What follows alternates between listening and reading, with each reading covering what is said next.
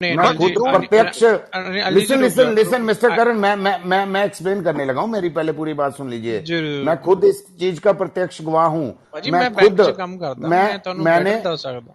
ਨਹੀਂ ਨਹੀਂ, ਤੁਸੀਂ ਦੱਸ ਦਿਓ, ਪਹਿਲੇ ਮੇਰੀ ਗੱਲ ਸੁਣ ਲਿਓ, ਜਾਂ ਨੂੰ ਝੂਠ ਕਹਿ ਦਿਓ ਜਾਂ ਸੱਚ ਕਹਿ ਦਿਓ। ਮੈਨੂੰ ਇੰਨਾ ਪਤਾ ਕਿ ਬੈਂਕ ਵਾਲਿਆਂ ਨੇ 20 25% ਦਾ ਧੰਦਾ ਕੀਤਾ, 20 25% ਦਾ ਹਾਂਜੀ ਧੰਦਾ ਆ ਤਾਂ ਕੀਤਾ। ਕੀਤਾ ਵਾ, ਆ ਤਾਂ ਕੀਤਾ ਬਿਲਕੁਲ ਕੀਤਾ ਭਾਈ, ਸਾਡੇ ਠੀਕ ਹੈ ਨਾ, ਪਠਾਨਕੋਟ ਵੀ ਬਹੁਤ ਹੋਇਆ, ਹਰ ਜਗ੍ਹਾ ਹੋਇਆ, ਜਿਸ ਕਰਕੇ ਇਹ ਨੋਟਬੰਦੀ ਨੂੰ ਢਾਹ ਢੇਰੀ ਹੋਈ ਹੈ। ਮੈਂ ਤਾਂ ਇਹ ਨੁਕਸਾਨ ਹੋਇਆ, ਮੈਂ ਸਾਰੀ ਮੈਂ ਬਲੈਕ ਹੁਣ ਮਨੀ ਇਹਨਾਂ ਨੇ ਵਾਈਟ ਮੈਂ ਕਰਵਾਈ ਹੈ ਬੈਂਕ ਮੈਂ ਵਾਲਿਆਂ ਹੁਣ ਤੋਂ। ਮੈਂ ਤੁਹਾਨੂੰ ਔਰ ਦੱਸਦਾ ਐਕਸਿਸ ਦੇਖੋ। ਬੈਂਕ ਤੇ ਹਾਲੇ ਤੱਕ ਨਹੀਂ ਐਕਸ਼ਨ ਪਰ ਹੋਣ ਦੀ ਭਾਜੀ ਪੂਰੀ ਰੁਕੇ ਸੰਭਾਵਨਾ ਹੈਗੀ ਆਉਣ ਚਲੋ ਵਾਲੇ ਸਮੇਂ ਆਸ਼ੀਸ਼ 'ਚ। ਜੀ, ਆਸ਼ੀਸ਼ ਜੀ ਮੈਨੂੰ ਤਾਂ ਜਵਾਬ ਦੇਣ ਦਿਓ ਤੁਸੀਂ। ਦੇਖੋ ਜੋ ਤੁਸੀਂ ਗੱਲ ਕਹਿ ਰਹੇ ਹੋ ਉਹ ਬਿਲਕੁਲ ਸਹੀ ਹੈ, ਇਹ 'ਚ ਕੋਈ ਮੁਕਰ ਨਹੀਂ ਸਕਦਾ, ਬਟ ਗੱਲ ਕੀ ਹੈ, ਤੁਸੀਂ ਸਹੀ ਤਰ੍ਹਾਂ ਉਹਨੂੰ ਪਕੜੋ ਕਿ ਜੇ ਤੇ ਇਮੇਜਿਨ ਕਿ ਤੁਸੀਂ ਇੱਕ ਬੈਂਕ ਦੇ ਪੀਓ ਜਾਂ ਹੋ ਜਾਂ ਇੱਕ ਨਾਰਮਲ ਵਰਕਰ ਹੋ, ਹੈ ਨਾ, ਜੋ ਇੱਕ ਤੁਹਾਡੇ ਕੋਲ ਕਸਟਮਰ ਆਊਗਾ ਔਰ ਤੁਹਾਨੂੰ ਇੱਕ ਲਿਮਿਟ ਦਿੱਤੀ ਜਾਂਦੀ ਹੈ, ਜੋ ਰੂਲਸ ਐਂਡ ਰੈਗੂਲੇਸ਼ਨ ਸੀਗੇ ਕੋਵਿਡ ਦੇ, ਵੀ ਇੱਕ ਟਾਈਮ ਇੰਨਾ ਅਮਾਊਂਟ ਤੁਸੀਂ ਰੱਖ ਸਕਦੇ ਹੋ, ਇੰਨਾ ਚੇਂਜ ਕਰ ਸਕਦੇ ਹੋ, ਹੈ ਨਾ। ਹੁਣ ਜੇ ਤੁਹਾਡੇ ਕੋਲ ਇੱਕ ਬੰਦਾ ਆਉਂਦਾ, ਤੁਹਾਨੂੰ ਫੋਨ ਫੜਾਉਂਦਾ ਵੀ ਗੱਲ ਕਰੋ, ਗੱਲ ਫੋਨ ਤੇ ਐਮਐਲਏ, ਬਹੁਤ ਵੱਡੇ ਬਿਜ਼ਨਸਮੈਨ, ਤੁਹਾਡੇ ਸੀਨੀਅਰ ਮੈਨੇਜਰ, ਤੁਹਾਡੇ ਕੀ ਕਹਿੰਦਾ ਇਹਨੂੰ, ਸਾਡੇ ਸਰਕੂਲੇਟਰੀ ਮੈਨੇਜਰਸ ਹੁੰਦੇ ਸਾਰੇ, ਹਨਾ। ਤੇ ਜੇ ਉਹ ਤੁਹਾਨੂੰ ਕਹਿਣਗੇ ਕਿ ਵੀ ਹੈਂ ਕਰ ਦੋ ਆਪਣੇ ਬੰਦੇ, ਤੁਸੀਂ ਨਹੀਂ, ਕੋਈ ਰੋਂਗ ਨਹੀਂ ਹੋ ਜਾਂਦਾ। ਤੁਸੀਂ, ਹਾਂਜੀ ਤੁਸੀਂ ਭਾਜੀ ਰੋਂਗ ਹੋ, ਸੁਣੋ ਤੁਸੀਂ ਸਰ, ਰੋਂਗ ਹੋ। ਫਰਜੀ ਅਕਾਊਂਟ ਵੀ ਖੋਲੇ ਗਏ ਹੈ ਨਾ। 25% ਦੀ ਗੇਮ ਹੋਈ ਹੈ, ਕੋਈ ਭਾਜੀ ਸਿਫਾਰਿਸ਼ ਨਹੀਂ ਸੀ, ਕੋਈ ਕਿਸੇ ਦਾ ਫੋਨ ਨਹੀਂ ਸੀ ਕਰਵਾਇਆ ਜਾਂਦਾ। ਤੁਸੀਂ ਲੱਖ ਰੁਪਇਆ ਦੇ ਕੇ 75,000 ਰੁਪਇਆ ਲੈ ਲਓ। ਤੁਸੀਂ ਮੇਰੀ ਗੱਲ ਸੁਣੋ, ਇਹ ਨਹੀਂ ਤੁਹਾਨੂੰ ਭਾਜੀ ਕਿੰਨੇ ਦੀ, ਭਾਜੀ ਆਪ ਇੱਕ ਮਿੰਟ ਵੀਰੇ, ਇੱਕ ਮਿੰਟ, ਕਿੰਨੇ ਦੀ ਲਿਮਿਟ ਸੀ ਆਸ਼ੀਸ਼ ਜੀ? ਇੱਕ ਮਿੰਟ ਅਨਿਲ ਜੀ ਤੁਸੀਂ ਦੱਸ ਦਿਓ ਮੈਨੂੰ ਕਿੰਨੀ ਦੀ ਲਿਮਿਟ ਸੀਗੀ। ਰੁਕੋ ਆਸ਼ੀਸ਼ ਜੀ, ਇੱਕ ਸੈਕਿੰਡ ਪਲੀਜ਼, ਇੱਕ ਸੈਕਿੰਡ। ਅਨਿਲ ਜੀ ਮੈਨੂੰ ਲਿਮਿਟ ਦੱਸੋ ਕਿੰਨੀ ਸੀ ਗਵਰਨਮੈਂਟ ਨੇ ਰੱਖੀ? ਲਿਮਿਟ ਤੇ ਆਈ ਥਿੰਕ ਸੋ ਮੇਰੇ ਖਿਆਲ ਨਾਲ 5,000 ਦੀ ਸੀ। ਕੁਝ ਵੀ ਨਹੀਂ ਸੀਗਾ ਭਾਜੀ, ਮੈਂ ਤੁਹਾਨੂੰ ਦੱਸਦਾ 2 ਲੱਖ ਦੀ ਲਿਮਿਟ ਸੀਗੀ। ਠੀਕ ਹੈ, ਮੈਨੂੰ ਪਤਾ ਹੈ। ਦੇਖੋ ਜੇ ਸੁਣੀ ਗੱਲ ਕਰੋਗੇ ਫਿਰ ਤਾਂ ਕੋਈ ਗੱਲ ਨਹੀਂ, ਮੈਂ ਤੁਹਾਨੂੰ ਗਲਤ ਨਹੀਂ ਨਹੀਂ ਕਹਿ ਨਹੀਂ, ਰਿਹਾ। One time 5,000 the C. Doesn't matter, ਮੈਂ ਤੁਹਾਨੂੰ ਕਹਿ ਰਿਹਾ ਤੁਸੀਂ 2 ਲੱਖ ਲੈ ਕੇ ਕੈਸ਼ 'ਚ ਜਾਓ, ਤੁਸੀਂ ਕਰ ਸਕਦੇ ਸੀ। This is the rule and regulation, ਤੁਸੀਂ ਅੱਜ ਵੀ ਪੜ ਸਕਦੇ ਹੋ। ਪਰ ਬੈਂਕਾਂ ਨੇ ਨਹੀਂ ਕੀਤਾ, ਜਾਣ ਕੇ ਲਾਈਨਾਂ ਲਗਵਾਤੀਆਂ, ਫਾਰਮ ਨਹੀਂ ਹੈਗੇ, ਇਹ ਨਹੀਂ ਹੈਗਾ, ਉਹ ਨਹੀਂ ਹੈਗਾ। ਤੁਸੀਂ ਮੇਰੀ ਗੱਲ ਨਹੀਂ ਸਮਝ ਰਹੇ ਹੋ। ਜਦ ਨਵੀਂ ਕਰੰਸੀ ਆਊਗੀ ਨਹੀਂ, ਜੇ ਨਵੀਂ ਕਰੰਸੀ ਤੁਹਾਨੂੰ ਦਿੱਤੀ ਨਹੀਂ ਜਾਊਗੀ, ਤੁਸੀਂ ਪੁਰਾਣੀ ਕਿੱਥੋਂ ਚੇਂਜ ਕਰਕੇ ਕੀ ਦੋਗੇ? ਸਰ ਪੂਰੀ ਨਵੀਂ ਕਰੰਸੀ ਆਈ ਸੀ, ਪਰ ਉਹ ਬੈਕ ਡੋਰ ਦੇ ਵਿੱਚੋਂ ਚੇਂਜ ਕਰ ਦਿੱਤੀ ਜਾਂਦੀ ਸੀ। ਜਿਹੜੀ ਆਮ ਜਨਤਾ ਬਾਹਰ ਬੈਠੀ ਸੀ ਉਹਨਾਂ ਨੂੰ ਲਾਰੇ ਲਾ ਕੇ ਸਾਰਾ ਦਿਨ ਲਾਈਨਾਂ 'ਚ ਖਿਲਾਰਿਆ ਜਾਂਦਾ ਸੀ। ਇਹ ਤਾਂ ਐ ਹੋ ਗਿਆ ਅਨਿਲ ਜੀ, ਜੇ ਤੁਸੀਂ ਮਤਲਬ ਦੇਖੋ, ਮੈਂ ਨਹੀਂ ਤੁਹਾਨੂੰ ਗਲਤ ਕਹਿੰਦਾ, ਬਟ ਦੇਖੋ ਜੇ ਤੁਸੀਂ ਕੁਝ ਵੀ ਕਹਿ ਦੋਗੇ ਹੈ ਨਾ, ਤੁਸੀਂ ਮੈਨੂੰ ਕਹੋਗੇ ਕਿ ਤੁਸੀਂ ਮੰਨ ਜਾਓਗੇ, ਤੇ ਉਹ ਤਾਂ ਅਨਿਲ ਜੀ। ਉਹ ਮਿਸਟਰ ਕਰਨ, ਮੈਂ ਸਵਾ ਕਰੋੜ ਰੁਪਇਆ ਚੇਂਜ ਕਰਵਾਇਆ ਆਪਣੇ ਦੋਸਤਾਂ ਦਾ ਵੀ। ਭਾਈ ਤੁਸੀਂ ਤਾਂ 10 ਤਰੀਕ ਨੂੰ ਮੇਰੀ ਗੱਲ ਸੁਣੋ, 50 ਗੁਣਾ ਵੱਧ ਕਰਾਇਆ ਹੈਗਾ। 10 ਤਰੀਕ ਨੂੰ 8 ਤਰੀਕ ਨੂੰ ਰਾਤੀ ਨੋਟਬੰਦੀ ਹੋਈ ਹੈ। 9 ਤਰੀਕ ਛੱਡ ਕੇ 10 ਤਰੀਕ ਨੂੰ ਸਵੇਰੇ ਮੇਰੇ ਹੱਥ 'ਚ 2-2 ਹਜ਼ਾਰ ਦੇ 10 ਨੋਟ ਸੀ। ਉਹੀ ਤਾਂ ਤੁਹਾਨੂੰ ਮੈਂ ਪੁੱਛ ਰਿਹਾ ਕਿ ਅਨਿਲ ਜੀ ਮਾੜਾ ਇੱਕ ਮਿੰਟ ਮੈਨੂੰ ਦਿਓ ਜੀ, ਮੈਂ 5 ਮਿੰਟ ਬੈਠਾ ਰਿਹਾ ਹੁਣ। ਪਹਿਲੀ ਗੱਲ ਤਾਂ ਚਲੋ ਤੁਸੀਂ ਕਹਿੰਦੇ ਹੋ ਵੀ ਨੋਟਬੰਦੀ ਬੈਂਕਰਸ ਨੇ ਫੇਲ ਕਰਤੀ, ਮੀਨਸ ਬੈਂਕਰ ਰਾਣਾ ਵੀਰਾ ਇੱਕ ਮਿੰਟ ਬੈਂਕਰ ਇਹ ਫੇਲ ਕਰ ਸਕਦੇ ਨੇ ਬੈਂਕਰ। ਇੱਕ ਮਿੰਟ ਵੀਰੇ, ਭਾਜੀ ਬੈਂਕਰਸ ਨੇ ਕਦੋਂ ਫੇਲ ਕਰਨੀ, ਸਾਡੇ ਤੋਂ ਜ਼ਿਆਦਾ ਤੰਗ ਹੀ ਕੋਈ ਨਹੀਂ ਸੀ ਨੋਟਬੰਦੀ 'ਚ। ਇਹ ਤਾਂ ਇੱਕ ਮਿੰਟ ਵੇਟ ਕਰੋ ਸਾਰੇ ਵੀਰ। ਅਨਿਲ ਭਾਈ ਤੁਸੀਂ ਵੀ ਆਪਣੇ ਨਾਲ ਇੱਥੇ ਨਾ ਜਾਫੀ ਸਿੰਘ ਵੀ ਜੁੜੇ ਆ। ਮੈਨੂੰ ਸ਼ੋਰ ਆ ਕਿ ਜੇ ਤਾਂ ਉਹੀ ਹੈਗੇ ਆ ਜਿਹੜੇ ਅਸਲ 'ਚ ਜਾਫੀ ਸਿੰਘ ਆ, ਇਹਨਾਂ ਨਾਲ ਗੱਲ ਕਰਨ ਦਾ ਕੋਈ ਮਤਲਬ ਵੀ ਬਣਦਾ ਵਾ। ਉਦਾਂ ਕਾਫੀ ਫੋਲੋਇੰਗ ਆ ਇਹਨਾਂ ਦੀ, ਉਦਾਂ YouTube ਤੇ ਵੀ ਤੇ Facebook ਤੇ ਵੀ। ਆਸ਼ੀਸ਼ ਜੀ ਮੇਰੀ ਸੁਣੋ ਗੱਲ, ਇਹ ਨਹੀਂ ਗੱਲ ਕਹਿਣੀ ਮਤਲਬ ਨਹੀਂ ਬਣਦਾ, ਇਹ ਨਹੀਂ ਗੱਲ ਕਰਨੀ। ਆਪਣੇ ਲਈ ਸਾਰੇ ਰਿਸਪੈਕਟੇਬਲ ਹੈ, ਇਦਾਂ ਦੀ ਗੱਲ ਨਹੀਂ ਕੋਈ। ਨਹੀਂ ਭਾਜੀ ਹੋਣ ਰਿਸਪੈਕਟੇਬਲ, ਪਰ ਜਿਹੜੇ ਚੀਜ਼ ਮੇਨ ਹੁਣ ਜੇ ਮੋਦੀ ਸਾਹਿਬ ਆ ਕੇ ਗੱਲ ਕਰੂਗੇ ਤੇ ਇੱਕ ਗਲੀ ਦਾ ਕੋਈ ਟੁੱਚਾ ਜਿਹਾ ਕਾਉਂਸਲਰ ਹੋਵੇ ਉਹਨੂੰ ਥੋੜੀ ਪੁੱਛੂਗਾ, ਮੋਦੀ ਨਹੀਂ ਪੁੱਛੂਗਾ। ਤੇ ਇੱਥੇ ਯਾਰ ਇਹ ਨਹੀਂ ਗੱਲ ਭਾਜੀ ਮੇਰੀ ਸੁਣੋ ਗੱਲ। ਨਹੀਂ ਜਿਹੜਾ ਵੀ ਆਂਦਾ ਉਹਦਾ ਸਵਾਗਤ ਕਰਨਾ ਚਾਹੀਦਾ। ਇੱਥੇ ਯਾਰ ਰਿਕੁਐਸਟ ਹੈ, ਪਰਸੋਂ ਫੇਰ ਬਾਹਰ ਕੱਢ ਦਿਓ ਕਿਸੇ ਨੂੰ, ਵੀ ਅਗਰ ਗਲਤ ਕਰਦੇ ਆ ਕੋਈ ਆ ਜਾਣ ਤੋਂ ਕੋਈ ਗੱਲ ਨਹੀਂ। ਯਾਰ ਆ ਜਾਣ ਦੋ, ਜੇ ਕੋਈ ਗਲਤ ਕਰਦਾ ਫਿਰ ਬਾਹਰ ਕੱਢ ਦਿਓ। ਇਹ ਗੱਲ ਗਲਤ ਹੈ, ਏਦਾਂ ਨਹੀਂ ਕਹਿਣਾ ਚਾਹੀਦਾ। ਜੇ ਤੁਸੀਂ ਤੁਹਾਡੇ ਪਰਸਨਲ ਕੋਈ ਇਸ਼ੂਜ਼ ਹੈਗੇ, ਇਦਾਂ ਨਹੀਂ ਕਹਿਣਾ ਚਾਹੀਦਾ। ਬੰਦੇ ਨੂੰ ਆਪਣੀ ਗੱਲ ਰੱਖਣ ਦਾ ਹੱਕ ਹੁੰਦਾ। ਸਾਰੇ ਚੁੱਪ ਕਰੋਗੇ ਪਲੀਜ਼? ਇੱਕ ਮਿੰਟ, ਗੱਲ ਵੀ ਨਹੀਂ ਮੈਨੂੰ ਪੂਰੀ ਕਰਨ ਦੇ ਰਹੇ। ਕਰਕੇ ਬੋਲੋ। ਇੱਕ ਮਿੰਟ ਵੇਟ ਤਾਂ ਕਰ ਲਓ। ਜੇ ਤਾਂ ਜਾਫੀ ਭਾਜੀ ਉਹੀ ਹੈਗੇ ਆ ਜਿਹੜੇ ਕਿ ਆ, ਜਾਂ ਜੇ ਕੋਈ ਹੋਰ ਆ ਤਾਂ ਦੱਸੋ ਕਿ ਜੇ ਉਹ ਹੈਗੇ ਆ ਫਿਰ ਸਾਨੂੰ ਗੱਲ ਕਰਨ ਦਾ ਇੱਕ ਵਧੀਆ ਪਲੇਟਫਾਰਮ ਜੀ। ਜਾਫੀ ਵੀ ਯਾਰ ਜਾਫੀ ਜੀ ਜਿਹੜੇ ਵੀ ਹੈਗੇ ਉਹਨਾਂ ਦਾ ਸਵਾਗਤ ਹੈ, ਜਿਹੜੇ ਵੀ ਗਏ ਲੰਘ ਗਏ ਭਾਜੀ, ਚਲੇ ਗਏ ਬਸ ਕਰੋ, ਚਲੇ ਗਏ। ਗੱਲ ਹੈ ਜੇ ਤੁਹਾਨੂੰ ਇਹੀ ਨਹੀਂ ਪਤਾ ਉਹ ਕਿਹੜੇ ਜਾਫੀ ਜੀ ਨੇ, ਤੇ ਫਿਰ ਤੁਸੀਂ ਰਹਿਣ ਦਿਓ, ਕਮੈਂਟ ਕਰੋ ਹੀ ਨਾ ਜੀ ਉਹਨਾਂ ਤੇ, ਫਿਰ ਜਾਨੀ ਕੋਈ ਟੈਨਸ਼ਨ ਨਹੀਂ ਬਣਦੀ ਹੈ। ਆਪਾਂ ਨੋਟਬੰਦੀ ਤੇ ਵਾਪਸ ਆਈਏ। ਤੁਸੀਂ ਇਹਦਾ ਮਤਲਬ ਜਿਹੜਾ ਅਗਰ ਬੈਂਕਰਸ ਨੇ ਨੋਟਬੰਦੀ ਬੈਂਕਰ ਫੇਲ ਕਰ ਸਕਦੇ ਸੀਗੇ, ਇਹ ਗੱਲ ਇਹਦਾ ਮਤਲਬ ਹੋਮਵਰਕ ਦੇ ਵਿੱਚ ਮੋਦੀ ਸਾਹਿਬ ਨੇ ਕੰਪਲੀਟ ਨਹੀਂ ਸੀ ਕੀਤੀ। ਨੰਬਰ 1। ਨੰਬਰ 2, ਬੈਂਕਰਸ ਨੇ ਪੈਸਾ ਕਮਾ ਲਿਆ। ਉਹਦੇ ਤੋਂ ਹਟਾ ਕੇ ਵੀ ਦਿੱਤਾ ਮੋਡਰੇਟਰ ਤੋਂ। ਹਾਂਜੀ ਆਹ ਭਾਈ ਯਾਰ ਤੁਹਾਡੇ ਕੰਮ ਚੰਗੇ ਆ ਯਾਰ, ਫੇਰ ਤੋਂ ਵਧੀਆ ਹੋਵੇ। ਨਹੀਂ ਯਾਰ ਮੇਰੀ ਸੁਣੋ ਗੱਲ, ਮੈਂ ਨਹੀਂ, ਕੋਈ ਜ਼ਿਆਦਾ ਗੱਲ ਤੋਂ ਯਾਰ ਨਹੀਂ, ਕੋਈ ਗੱਲ ਬਾਹਰ ਨਹੀਂ ਯਾਰ, ਕਿੰਨੇ ਹਟਾਇਆ ਮੋਡਰੇਟਰ ਆਸ਼ੀਸ਼ ਨੂੰ? ਮੈਂ ਹਟਾਇਆ ਨਾ ਭਾਈ ਯਾਰ, ਹਟਾਓ ਬਿਨਾਂ ਯਾਰ। ਮਤਲਬ ਤੋਂ ਯਾਰ ਬੰਦਾ ਕੋਈ ਗਰੁੱਪ ਦੇ ਵਿੱਚ ਆ, ਆਪਣੇ ਵਿਰੋਧੀ ਧਿਰ ਦਾ ਬੰਦਾ ਸੀਗਾ, ਉਹਨੂੰ ਚੱਕ ਕੇ ਕਹਿੰਦਾ ਇਹ ਜਾਫੀ ਸਿੰਘ ਹੋਊਗਾ, ਯਾਰ ਗਲਤ ਗੱਲ ਹੈ ਯਾਰ, ਕਿਸੇ ਦੀ ਵਿਚਾਰਧਾਰਾ ਆਪਣੇ ਨਾਲ ਨਹੀਂ ਮਿਲਦੀ ਤਾਂ ਮਤਲਬ ਤੁਸੀਂ ਇਹ ਥੋੜੀ ਉਹਨੂੰ ਟਾਰਗੇਟ ਕਰ ਦੋਗੇ ਪਰਸਨਲ ਨਹੀਂ ਨਹੀਂ ਅਟੈਕ ਨਹੀਂ, ਕਰਕੇ। ਬਿਲਕੁਲ ਨਹੀਂ, ਉਹ ਤੇ ਆਪਾਂ ਵੀ ਆਬਜੈਕਸ਼ਨ ਕੀਤੀ ਹੈ ਇਸ ਚੀਜ਼ ਦੀ। ਮੈਂ ਉਸ ਚੀਜ਼ ਦੇ ਮੈਨੂੰ ਨਹੀਂ ਯਾਰ ਖਿਲਾਫ, ਇਹ ਤਾਂ ਬਿਲਕੁਲ ਸਾਡੇ ਰੂਲਸ ਦੇ ਖਿਲਾਫ ਆ, ਸਾਡੀ ਹਿਊਮੈਨਿਟੀ ਆ ਯਾਰ, ਸਾਡੇ ਗਰੁੱਪ 'ਚ ਕੋਈ ਵਿਰੋਧੀ ਧਿਰ ਦਾ ਬੰਦਾ ਵੀ ਆ ਕੇ ਬੋਲ ਸਕਦਾ, ਉਹਨੂੰ ਪੂਰਾ ਹੱਕ ਆ ਜੀ, ਪੂਰੀ ਫਰੀਡਮ ਆਫ ਸਪੀਚ ਆ ਯਾਰ, ਅਸੀਂ ਡੈਮੋਕ੍ਰੇਸੀ 'ਚ ਰਹਿ ਰਹੇ, ਦਾਨਾਸ਼ਾਹੀ ਥੋੜੀ ਹੈ। ਮੈਂ ਸਟਾਰਟ ਕਰਨ ਤੋਂ ਪਹਿਲੇ ਹੀ ਕਿਹਾ ਸੀ ਕਿ ਇੱਥੇ ਆਪਣੀ ਵਿਚਾਰਧਾਰਾ ਵਾਲੇ ਘੱਟ ਹੋਣੇ ਚਾਹੀਦੇ ਆ, ਵਿਰੋਧੀ ਵਿਚਾਰਧਾਰਾ ਦੇ ਜ਼ਿਆਦਾ ਹੋਣੇ ਚਾਹੀਦੇ ਆ, ਤਾਂ ਜੋ ਹੋ ਸਕਦਾ ਕਿ ਉਹ ਸਾਡੀ ਵਿਚਾਰਧਾਰਾ ਠੀਕ ਕਰ ਦੇਣ ਜਾਂ ਅਸੀਂ ਉਹਨਾਂ ਦੀ ਕਰ ਦਈਏ। ਦੇਖੋ ਖਾਲਿਸਤਾਨੀਆਂ ਦੇ ਵਿਚਾਰਧਾਰਾ ਅਲੱਗ ਹੋ ਸਕਦੀ ਹੈ, ਪਰ ਸਾਡੇ ਉਹ ਹੈਗੇ ਭਰਾ ਹੀ ਆ, ਚਲੋ ਭਟਕ ਗਏ ਆ, ਕੋਈ ਗੱਲ ਨਹੀਂ, ਅਸੀਂ ਨਹੀਂ ਉਹਨਾਂ ਨੂੰ ਆਪਣੇ ਵਿਰੋਧੀ ਮੰਨਦੇ, ਵਿਰੋਧੀ ਸਾਡੀ ਵਿਚਾਰਧਾਰਾ ਹੈ ਉਹਨਾਂ ਨਾਲ, ਠੀਕ ਆ, ਇਨਸਾਨ ਹੈ ਯਾਰ, ਫਿਰ ਵੀ ਗੱਲ ਕਰਨ ਦਾ ਮੌਕਾ ਦੇਣਾ ਚਾਹੀਦਾ। ਆਸ਼ੀਸ਼ ਨੇ ਦੇਣਾ ਚਾਹੀਦਾ।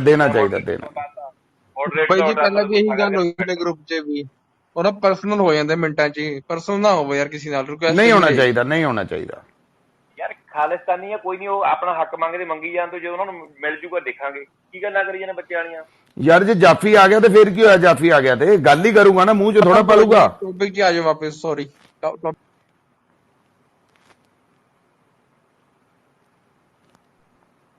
ਚਲੋ ਭਾਜੀ ਬੋਲੋ। ਤੁਸੀਂ ਬੋਲੋ ਲਾਲੀ ਜੀ। ਤੁਸੀਂ ਮਿਸਅੰਡਰਸਟੂਡ ਕਰ ਗਏ। ਆਸ਼ੀਸ਼ ਭਾਜੀ ਨੇ ਇਹ ਨਹੀਂ ਕਿਹਾ ਸੀ ਨਾ ਦਿਓ ਉਹਨਾਂ ਨੂੰ। ਆਈ ਥਿੰਕ ਜਿੱਥੇ ਤੱਕ ਮੈਂ ਸੁਣਿਆ ਆਸ਼ੀਸ਼ ਭਾਜੀ ਨੇ ਨਹੀਂ ਕਿਹਾ ਕਿ ਉਹਨੂੰ ਰੋਕੋ ਜਾਂ ਕੁਛ ਇਦਾਂ ਦੀ ਗੱਲਬਾਤ ਮੈਨੂੰ ਲੱਗਾ ਨਹੀਂ ਕਿ ਹੋਈ।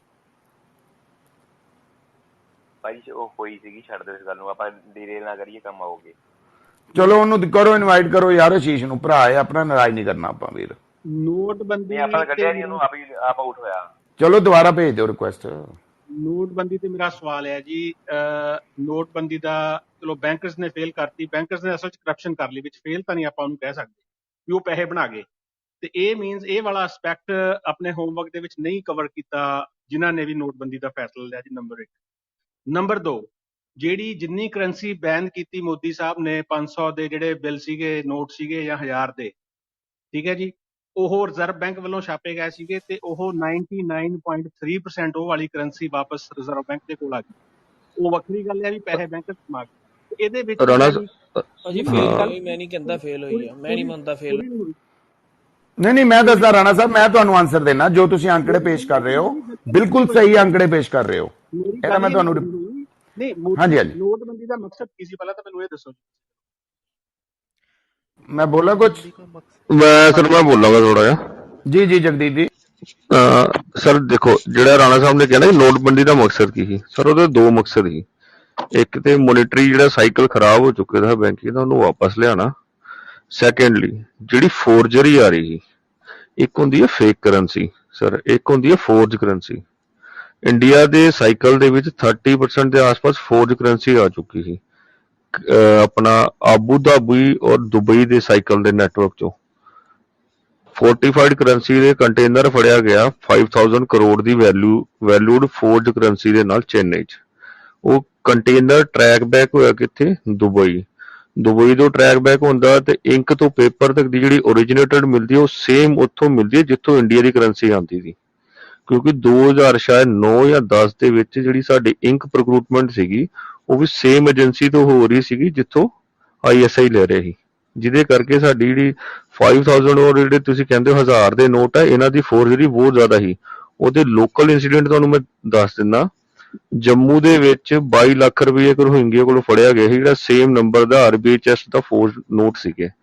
ਸੇਮ ਇੱਕ ਇੰਸੀਡੈਂਟ ਹੋਇਆ ਸੀਗਾ ਆਪਣਾ 2014 ਦੇ ਵਿੱਚ, ਮੈਂ ਉਸ ਟਾਈਮ ਸ਼੍ਰੀਨਗਰ ਸੀਗਾ, ਠੀਕ ਹੈ ਜੀ। ਸ਼੍ਰੀਨਗਰ 70 ਲੱਖ ਦੀ ਕਰੰਸੀ ਟਰੇਸ ਹੋਈ ਸੀ ਜਿਹੜੀ ਕਲਕੱਤੇੋਂ ਆਈ ਸੀਗੀ, ਔਰ ਚੇਨਈ ਦਾ ਜਿਹੜਾ ਰੈਕਟ ਸੀਗਾ ਉਹ ਫੋਰਜਡ ਕਰੰਸੀ ਸਰਕੂਲੇਟ ਕਰਦਾ ਸੀ ਇਸੇ ਤਰ੍ਹਾਂ। ਔਰ ਗਵਰਨਮੈਂਟ ਦਾ ਜਿਹੜਾ ਇੱਕ ਰੀਜ਼ਨ ਸੀਗਾ ਇਹਦੇ ਵਿੱਚ ਉਹ ਇਹ ਵੀ ਸੀਗਾ ਕਰਨ ਦਾ। ਹਾਂਜੀ ਸਰ, ਬਹੁਤ ਵਧੀਆ ਜਾਣਕਾਰੀ। ਫੋਰਜ ਕਰੰਸੀ ਹੈਗੀ ਆ, ਨੋਟਬੰਦੀ ਨੂੰ ਵੀ ਹੋ ਗਏ 6 ਸਾਲ, ਉਹ ਤਾਂ ਹੁਣ ਵੀ ਹੋ ਸਕਦੀ ਹੈ ਸਰਕੂਲੇਸ਼ਨ ਦੇ ਵਿੱਚ।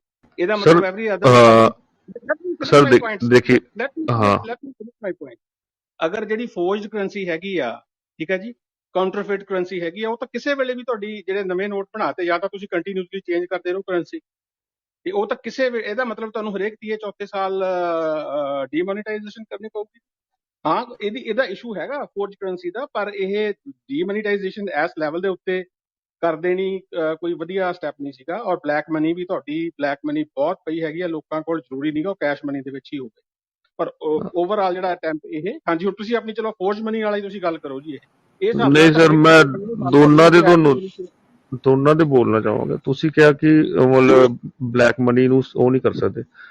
ਸਰ ਦੇਖੋ, ਜਦੋਂ ਤੁਹਾਡੀ ਨਾ ਪੇਪਰ ਟ੍ਰੇਲ ਆ ਜਾਂਦੀ ਹੈ ਕਿਸੇ ਵੀ ਉਹਦੇ ਚ ਅਕਾਊਂਟ ਚੋਂ, ਆਧਾਰ ਲਿੰਕ ਹੋ ਜਾਂਦਾ, ਇਹ ਸਭ ਹੋ ਜਾਂਦਾ, ਤੁਹਾਡੀ ਟ੍ਰਾਂਜੈਕਸ਼ਨ ਨੰਬਰ ਤੋਂ ਨੋਟ ਹੋ ਸਕਦਾ ਕਿ ਤੁਹਾਡਾ ਕਿੰਨਾ ਪੈਸਾ ਆ ਜਾਂ ਜਾ ਰਿਹਾ। ਸਰਕਾਰ ਨੂੰ ਨੋਟ ਨਹੀਂ ਗਿਣਨੇ ਆ, ਸਰਕਾਰ ਨੇ ਅਮਾਉਂਟ ਚੈੱਕ ਕਰਨਾ ਕਿਹਦੇ ਅਕਾਊਂਟ ਚੋਂ ਕਿੰਨਾ ਚੱਲ ਰਿਹਾ। ਇਹ ਫਸਟ ਚੀਜ਼ ਸੀਗੀ। ਸੈਕੰਡ, ਤੁਸੀਂ ਕਹਿ ਰਹੇ ਹੋ ਕਾਊਂਟਰਫੀਟ ਕਰੰਸੀ ਦਾ। ਸਰ ਹੁੰਦਾ ਕੀ ਹੈ ਕਿ ਜਿਹੜੀਆਂ ਸਪਲਾਇਰ ਏਜੰਸੀਜ਼ ਆ ਉਹ ਗਿਣੀਆਂ ਚੁਣੀਆਂ ਦੁਨੀਆ ਦੇ ਵਿੱਚ, ਠੀਕ ਹੈ ਜੀ। ਔਰ ਨਾਰਮਲੀ ਕੀ ਹੁੰਦਾ ਹੈ, ਜਿਹੜੀ ਤੁਹਾਡੀ ਮਤਲਬ ਜਿਸ ਦੇਸ਼ ਤੋਂ ਤੁਹਾਨੂੰ ਹੈਗਾ ਖਤਰਾ ਹੈ, ਮਤਲਬ ਤੁਹਾਡਾ ਲਾਗਤਬਾਜ਼ੀ ਹੈ, ਜਾਂ ਜਿੱਥੇ ਤੁਹਾਨੂੰ ਲੱਗਦਾ ਕਿ ਇਹ ਇਦਾਂ ਦੇ ਕੰਮ ਕਰਦਾ ਹੈ, ਕਦੇ ਵੀ ਉਹ ਏਜੰਸੀ ਜਿਹੜੀ ਉਹਨਾਂ ਨੂੰ ਡੀਲ ਕਰਦੀਆਂ ਉਹਨਾਂ ਨਾਲ ਕਦੇ ਵੀ ਤੁਹਾਡੇ ਇੰਕ ਦੇ ਉਹ ਨਹੀਂ ਕੀਤੀ ਜਾਂਦੀ। ਸਾਡੀ ਪਹਿਲੀ ਜਿਹੜੀ ਇੰਕ ਆਉਂਦੀ ਸੀ ਸਾਊਥ ਕੋਰੀਆ ਤੋਂ ਆਉਂਦੀ ਸੀ ਸਰ। 2009 ਤੱਕ ਸਾਊਥ ਕੋਰੀਆ ਤੋਂ ਸਾਡੀ ਪ੍ਰਿੰਟਿੰਗ ਇੰਕ ਆਉਂਦੀ ਸੀ, ਔਰ ਉਸ ਏਜੰਸੀ ਨਾਲ ਸਾਡਾ ਲੋਨ ਟਾਈ ਅਪ था। ਬ੍ਰਿਟਿਸ਼ ਨੂੰ ਉਹਨਾਂ ਨੇ ਇੱਕ ਵਾਰ ਸਪਲਾਈ ਕੀਤੀ, ਉਹਦੇ ਬਾਅਦ ਉਹੀ ਕੁਆਲਿਟੀ ਦੀ ਇੰਕ ਉਹ ਇੰਡੀਆ ਨੂੰ ਸਪਲਾਈ ਕਰਦੇ ਸੀ ਜੀ। ਹਾਂ ਰਾਣਾ ਸਾਹਿਬ, ਮੈਂ ਤੁਹਾਨੂੰ ਇੱਕ ਛੋਟਾ ਜਿਹਾ ਹੀ ਗੱਲ ਕਰਾਂਗਾ, ਜ਼ਿਆਦਾ ਲੰਬੀ ਚੌੜੀ ਗੱਲ ਨਹੀਂ ਕਰਾਂਗਾ। ਨੋਟਬੰਦੀ ਫੇਲੀਅਰ ਹੋਈ ਜਾਂ ਸਕਸੈਸ ਹੋਈ, ਮੈਂ ਇਸ ਵਿਸ਼ੇ ਤੇ ਜਾਣ ਦੀ ਬਜਾਏ ਇੱਕੋ ਗੱਲ ਕਰਾਂਗਾ ਕਿ ਸਰਕਾਰ ਦਾ ਜਿਹੜਾ ਏਮ ਸੀ ਨੋਟਬੰਦੀ ਦਾ, ਉਹ ਠੀਕ ਸੀ ਜਾਂ ਗਲਤ ਸੀ? ਗਲਤ ਸੀ ਜੀ। ਓਕੇ, ਉਹਦੇ ਪਿੱਛੇ ਰੀਜ਼ਨ? ਕਿਉਂਕਿ ਜੋ ਉਹਦਾ ਵਿੱਚ ਜਿਹੜਾ ਆਬਜੈਕਟਿਵਸ ਨੇ ਉਹ ਬੜੇ ਨਾਨ ਰੀਅਲਿਸਟਿਕ ਆਬਜੈਕਟਿਵ ਸੀਗੇ ਜੀ। ਤੁਹਾਡੀ ਵੀ ਅੱਤਵਾਦੀਆਂ ਕੋਲ ਕਰੰਸੀ ਜਾਣੀ ਬੰਦ ਹੋ ਜੂਗੀ, ਠੀਕ ਹੈ ਜੀ। ਤੁਹਾਡੀ ਜਿਹੜੀ ਬਲੈਕ ਮਨੀ ਆ ਉਹ ਬਾਹਰ ਨਿਕਲ ਆਊਗੀ। ਕਾਊਂਟਰਫੇਟ ਕਰੰਸੀ ਵਾਲਾ ਮੈਂ ਹਲੇ ਵੀ ਭਾਈ ਸਾਹਿਬ ਤੋਂ ਜਗਦੀਪ ਸ਼ਾਇਦ ਨਾ ਆਇਆ, ਮੈਂ ਕਨਵਿੰਸ ਨਹੀਂ ਹੈਗਾ। ਕਾਊਂਟਰਫੇਟ ਕਰੰਸੀ ਜਿੰਨੀ ਕੁ ਜ਼ਿਆਦਾ ਤੁਹਾਡੀ ਇਹ ਟੈਕਨੋਲੋਜੀ ਵੱਧ ਚੁੱਕੀ ਹੋਈ ਆ, ਜਿੰਨੀ ਮਰਜ਼ੀ ਤੁਸੀਂ ਸਾਡੇ ਇੱਥੇ ਕੈਨੇਡਾ 'ਚ ਵੀ ਪ੍ਰੋਬਲਮ ਹੈ ਜੀ, ਪਰ ਗਵਰਨਮੈਂਟ ਰਾਣਾ ਜੀ, ਸ਼ਾਇਦ ਤੁਸੀਂ ਮੇਰਾ ਕੁਐਸਚਨ ਨਹੀਂ ਸਮਝੇ। ਮੈਂ ਤੁਹਾਡੀ ਗੱਲ ਤੋਂ 100% ਐਗਰੀ ਹਾਂ। ਸੁਣੋ, ਮੈਂ ਤੁਹਾਡੀ ਗੱਲ ਨੂੰ ਨਹੀਂ ਕੱਟ ਰਿਹਾ ਕਿ ਫੇਕ ਕਰੰਸੀ ਆਣੀ ਬੰਦ ਨਹੀਂ ਹੋਈ, ਜੋ ਵੀ ਹੋਇਆ ਕੁਝ ਵੀ ਨਹੀਂ ਹੋਇਆ, ਠੀਕ ਹੈ, ਬਲੈਕ ਮਨੀ ਵੀ ਨਹੀਂ ਹੋਈ, ਸਾਰਾ ਕੁਝ ਮੈਂ ਐਗਰੀ ਕਰਦਾ ਵਾਂ। ਲੇਕਿਨ ਜਿਹੜਾ ਉਹਨਾਂ ਦਾ ਪ੍ਰਯਾਸ ਸੀ ਉਹਦੇ ਤੇ ਸ਼ੱਕ ਤੇ ਨਹੀਂ ਕੀਤਾ ਜਾ ਸਕਦਾ। ਹਾਂ, ਉਹਨਾਂ ਦਾ ਪ੍ਰਯਾਸ ਸਕਸੈਸ ਨਹੀਂ ਹੋਇਆ, ਇਹ ਆਪਾਂ ਕਹਿ ਸਕਦੇ ਹਾਂ ਕਿ ਫੇਲ ਹੋ ਗਿਆ, ਪਰ ਉਹਨਾਂ ਦੀ ਸੋਚ ਤੇ ਠੀਕ ਸੀ ਨਾ। ਕਾਮਯਾਬ ਨਹੀਂ ਹੋਈ ਉਹ ਗੱਲ ਅਲੱਗ ਹੈ। ਕੀ ਕਹਿੰਦੇ ਹੋ ਤੁਸੀਂ ਕਿ ਸੋਚ ਗੰਦੀ ਸੀ ਉਹਨਾਂ ਦੀ?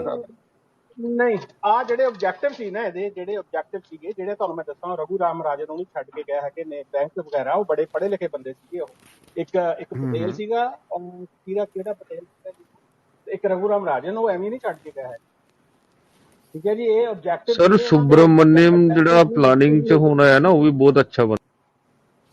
ਕੌਣ ਜੀ?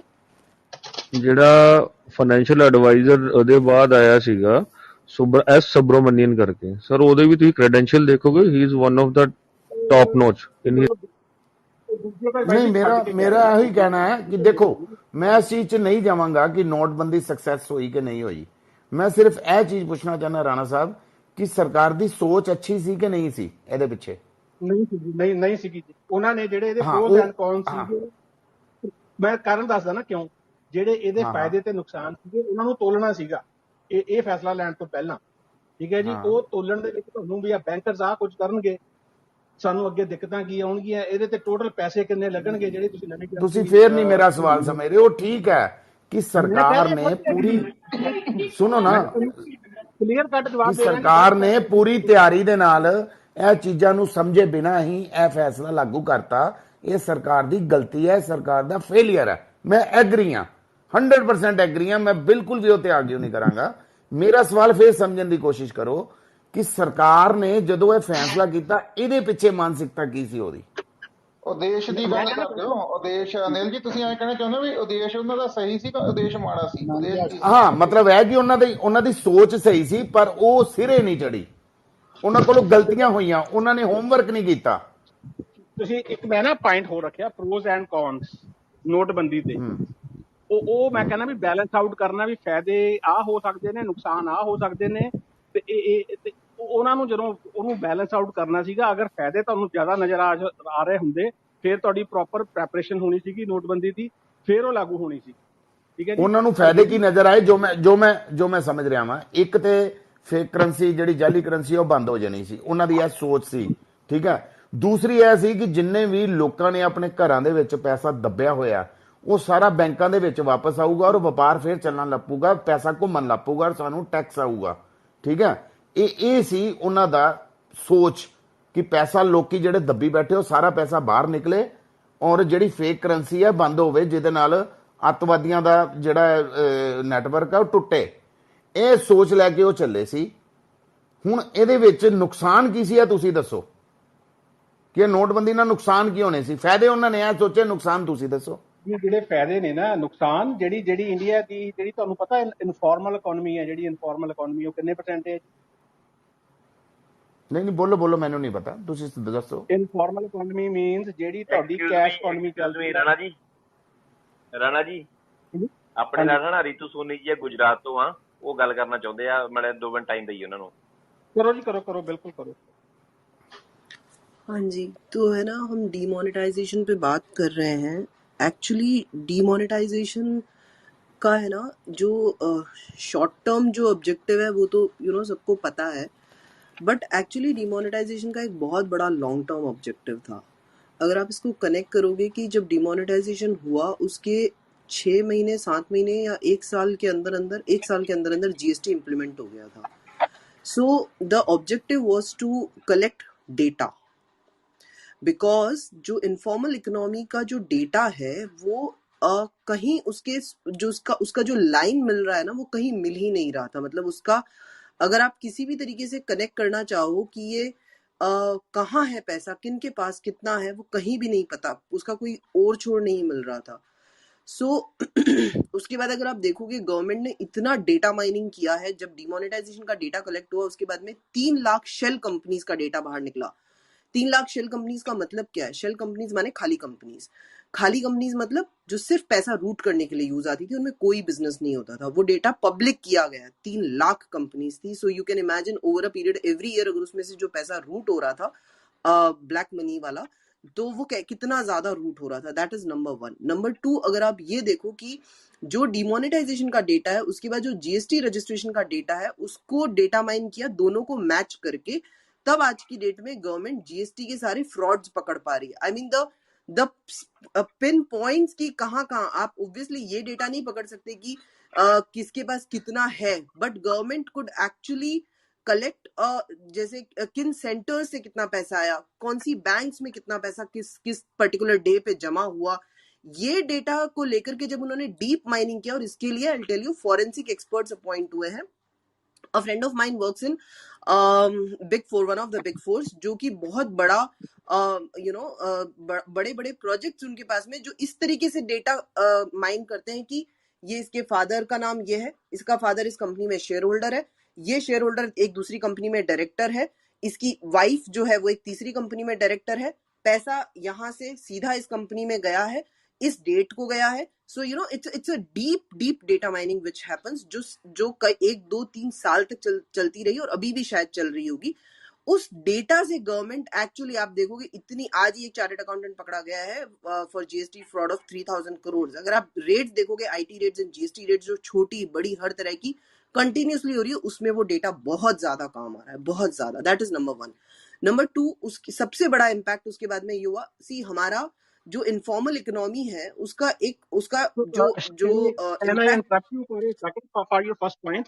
तो यू मीन टू से कि जो इन्होंने नोटबंदी की ये डिटरमाइन करने के लिए की कि कितनी इनफॉर्मल इकोनॉमी है हमारी, कितने परसेंटेज?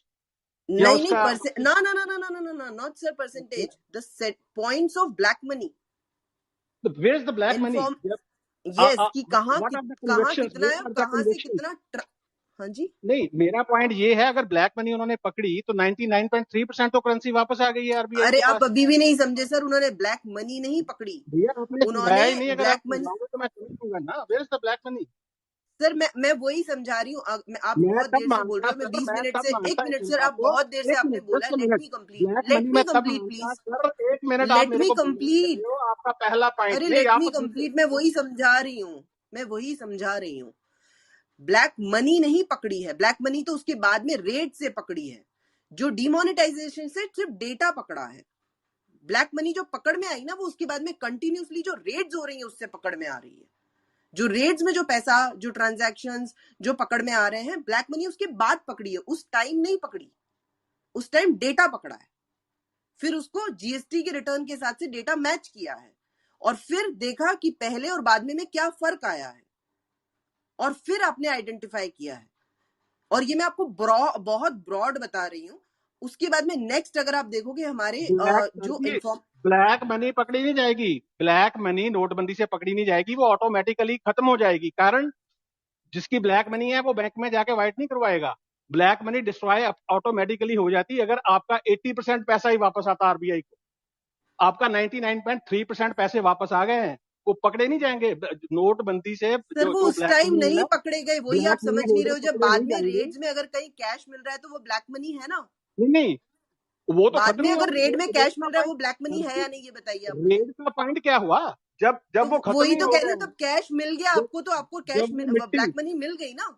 जब वो मिट्टी हो गई, जब वो मिट्टी ही हो गई कि आप उसको सर एक मिनट राणा जी आप बात नहीं समझ रहे, एक मिनट नया कैश है, लेकिन आपको वो लोग पता चल गए जो ये काम कर रहे थे। राणा जी सुनिए, एक्चुअली होया की है ब्लैक नहीं, ਮੈਨੂੰ ਆਪਣਾ ਪੁਆਇੰਟ ਪੂਰਾ ਕਰ ਲੈਣ ਦਿਓ ਜੀ, ਮੈਂ ਫਿਰ ਤੁਸੀਂ डिस्कशन रखे हो।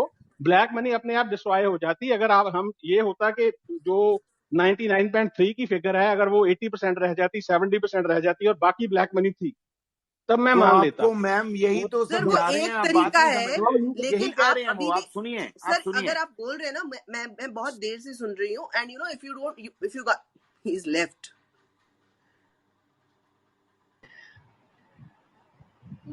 मैम एक्चुअली पता क्या पॉइंट है इनका, वो ना एडमेंट है पूरे कि हाँ ब्लैक मनी है ही नहीं, गलत है, बस नोटबंदी गलत है उनके अलावा उनको कुछ नहीं सुनना। उनको भी यही नहीं पता है कि अगर आप नंबर ऑफ आईटीआर रिटर्न्स का इंक्रीज देखोगे, जो फाइल होती थी पहले और अभी, that is actually conversion of informal economy to actually problem पता क्या है मैम, मैं आपको बताता हूँ कि इनको कंफ्यूजन क्या हुई है। इनको कंफ्यूजन ये हुई है डेट की, इनको टाइम की प्रॉब्लम आ रही है कि जिस टाइम ये काम किया गया उसी टाइम ब्लैक मनी क्यों नहीं मिली। अरे नहीं मिली क्योंकि डेटा चाहिए था। हाँ, डेटा नहीं था। और अब जैसे आपने बोला कि 3000 करोड़ मिल रहा है, भाई ये हो रहा है, तो वो ब्लैक मनी हुई है ना। एक बार अगर आपने कंफ्यूजन कोई नहीं है, बस ये है भी मैं नहीं मानना। हाँ, अगर सपोज मान लो सूरत शहर में 1000 करोड़ रुपए जमा हुआ, सपोज उसके अंदर तो आपने आइडेंटिफाई किया ना कि कैश कौन से सिटी से आ रहा है, कहाँ कहाँ कैश के सेंटर्स थे। ये तो बहुत मैं ब्रॉड बता रही हूँ। जब आप इसकी डीप डेटा माइनिंग करोगे तो आपको बहुत सारे पॉइंट्स मिलेंगे जिसके बेसिस पर आप फ्यूचर में अगले 5 से 10 साल तक रेट्स डालोगे। रितु जी बहुत बढ़िया जानकारी दी आपने ma'am, thank you so much. Ritu ji मैं ना एक बात बोलूं, ये जो राणा भाई आए थे ना, है तो चलो हमारे दोस्त ही हैं, फेसबुक पे मतलब सोशल फ्रेंड ही हैं, तो ये बात पता क्या है, वो चाहते हैं कि इंस्टेंट रिजल्ट आने चाहिए जब से मोदी जी आए हैं। नहीं, एक सेकंड म्यूट करियो जरा, मैंने अपनी आवाज आ रही है लाली जी। मैं दसदा वा एक्चुअली वो पता की कह रहे ने, ਉਹਨਾਂ ਦਾ ਕਹਿਣ ਦਾ ਮਤਲਬ ਹੈ ਕਿ ਜਦੋਂ ਇਹ ਨੋਟਬੰਦੀ ਹੋਈ ਸੀ ਨਾ 99.3% ਜਿਹੜੀ ਕਰੰਸੀ ਸੀ ਉਹ ਵਾਪਸ ਆ ਗਈ, ਫਿਰ ਬਲੈਕ ਮਨੀ ਕਿੱਥੇ ਹੈ। एक्चुअली ਉਹਨਾਂ ਨੂੰ ਇਹ ਸਮਝਣਾ ਚਾਹੀਦਾ ਸੀ ਕਿ ਬੈਂਕ ਨੇ ਤੇ ਆਪਣੇ ਦਰਵਾਜ਼ੇ ਖੋਲ ਦਿੱਤੇ ਕਿ ਲਿਆਓ ਕਰੰਸੀ ਚੇਂਜ ਕਰਵਾ ਲਓ, ਲੋਕੀ ਧੜਾ ਧੜ ਆਪਣੀ ਕਰੰਸੀ ਦੇਈ ਗਏ। ਹੁਣ ਜਦੋਂ ਉਹ ਸਾਰੀ ਕਰੰਸੀ ਵਾਪਸ ਚਲੀ ਗਈ, ਲੋਕਾਂ ਨੇ ਕਹਿਤਾ ਲੈ ਵੀ ਪੂਰੀ ਕਰੰਸੀ ਆ ਗਈ ਵਾਪਸ। ਉਸ ਤੋਂ ਬਾਅਦ ਜਦੋਂ ਡਾਟਾ ਖੰਗਾਲਣਾ ਸ਼ੁਰੂ ਕੀਤਾ ਗਿਆ ਕਿ ਇਸ ਬੰਦੇ ਦੇ ਅਕਾਊਂਟ ਦੇ ਵਿੱਚ 50 ਕਰੋੜ ਰੁਪਇਆ ਕਿਸ ਤਰ੍ਹਾਂ ਜਮਾ ਹੈ, ਇਹਦੀ ਰਿਟਰਨ ਤੇ 10 ਲੱਖ ਰੁਪਏ ਦੀ ਹੈ, ਉਹਦੀ ਫਿਰ ਬਲੈਕ ਮਨੀ ਹੁਣ फड़ी जा रही है। शायद मैम यही क्या मैम ने ये ऐसे बहुत सारे डेटा कनेक्ट किए गए हैं। मतलब अगर इस पर ही अगर करना है ना तो एक्चुअली एक फॉरेंसिक का रूम करना पड़ेगा पूरा। ये एक पूरी चेन थी और मेरे को अब उतना ज्यादा याद भी नहीं है। जब मैंने उस वक्त रिसर्च की थी इसके ऊपर तो बहुत, जब जीएसटी आया था देन हम लोग को समझ में आया कि ये क्यों किया गया। जब जीएसटी का जो फॉर्म फाइलिंग था उसमें जो इन्फॉर्मेशन मांगी गई उससे पता चला। लेकिन नोटबंदी का एक्चुअली जो रियल इम्पैक्ट है ना वो ये भी नहीं है। मैं गुजरात में रहती हूँ, गुजरात ब्लैक मनी का हब मान लो आप। ये है मतलब यहाँ के लोगों को कैश से इतना प्यार है कि उनका बस चले ना तो वो तकिए के अंदर भर के उसके ऊपर सो जाए, ऐसा है। और रितु जी मैं लेकिन चलो अब एक ऐसे है, आपको अब ऐसे है कि किसी को मैम की बात पे ऑब्जेक्शन है तो वो काउंटर कर सकता है, अदरवाइज हम टॉपिक चेंज करते हैं इसका। एक बात बोलूंगा बस सर, जो रितु जी ने कहा ना वो 99.3% करेंसी वापस आ गई। एक मैं और इसमें बात ये ऐड राणा करनी जी ने चाहूंगा। कहा। हाँ चलो कुछ किसी ने भी कहा वो ना ਜਿਹੜੀ ਭਾਜੀ ਪਤਾ ਕਿੱਦਾਂ ਸੀਗੀ, ਜੇ ਆਪਣੇ ਇੰਡੀਆ ਦੀ ਜਿਹੜੀ ਕਰੰਸੀ ਦੇ ਨੋਟ ਹੈ 16 ਲੱਖ ਕਰੋੜ ਦੇ ਆ। रितु मैम ऐसे है ना? मुझे अभी का डेटा ध्यान नहीं है। हाँ तो 16 लाख करोड़ की इंडियन टोटल करेंसी है, तो उसमें ना जो वो 20 लाख करोड़ चल रही थी, 4 लाख करोड़ के नोट तो काउंटरफीट चल रहे थे। ये डाटा आपके पास कैसे है? सर वो गूगल की सर्चिंग है।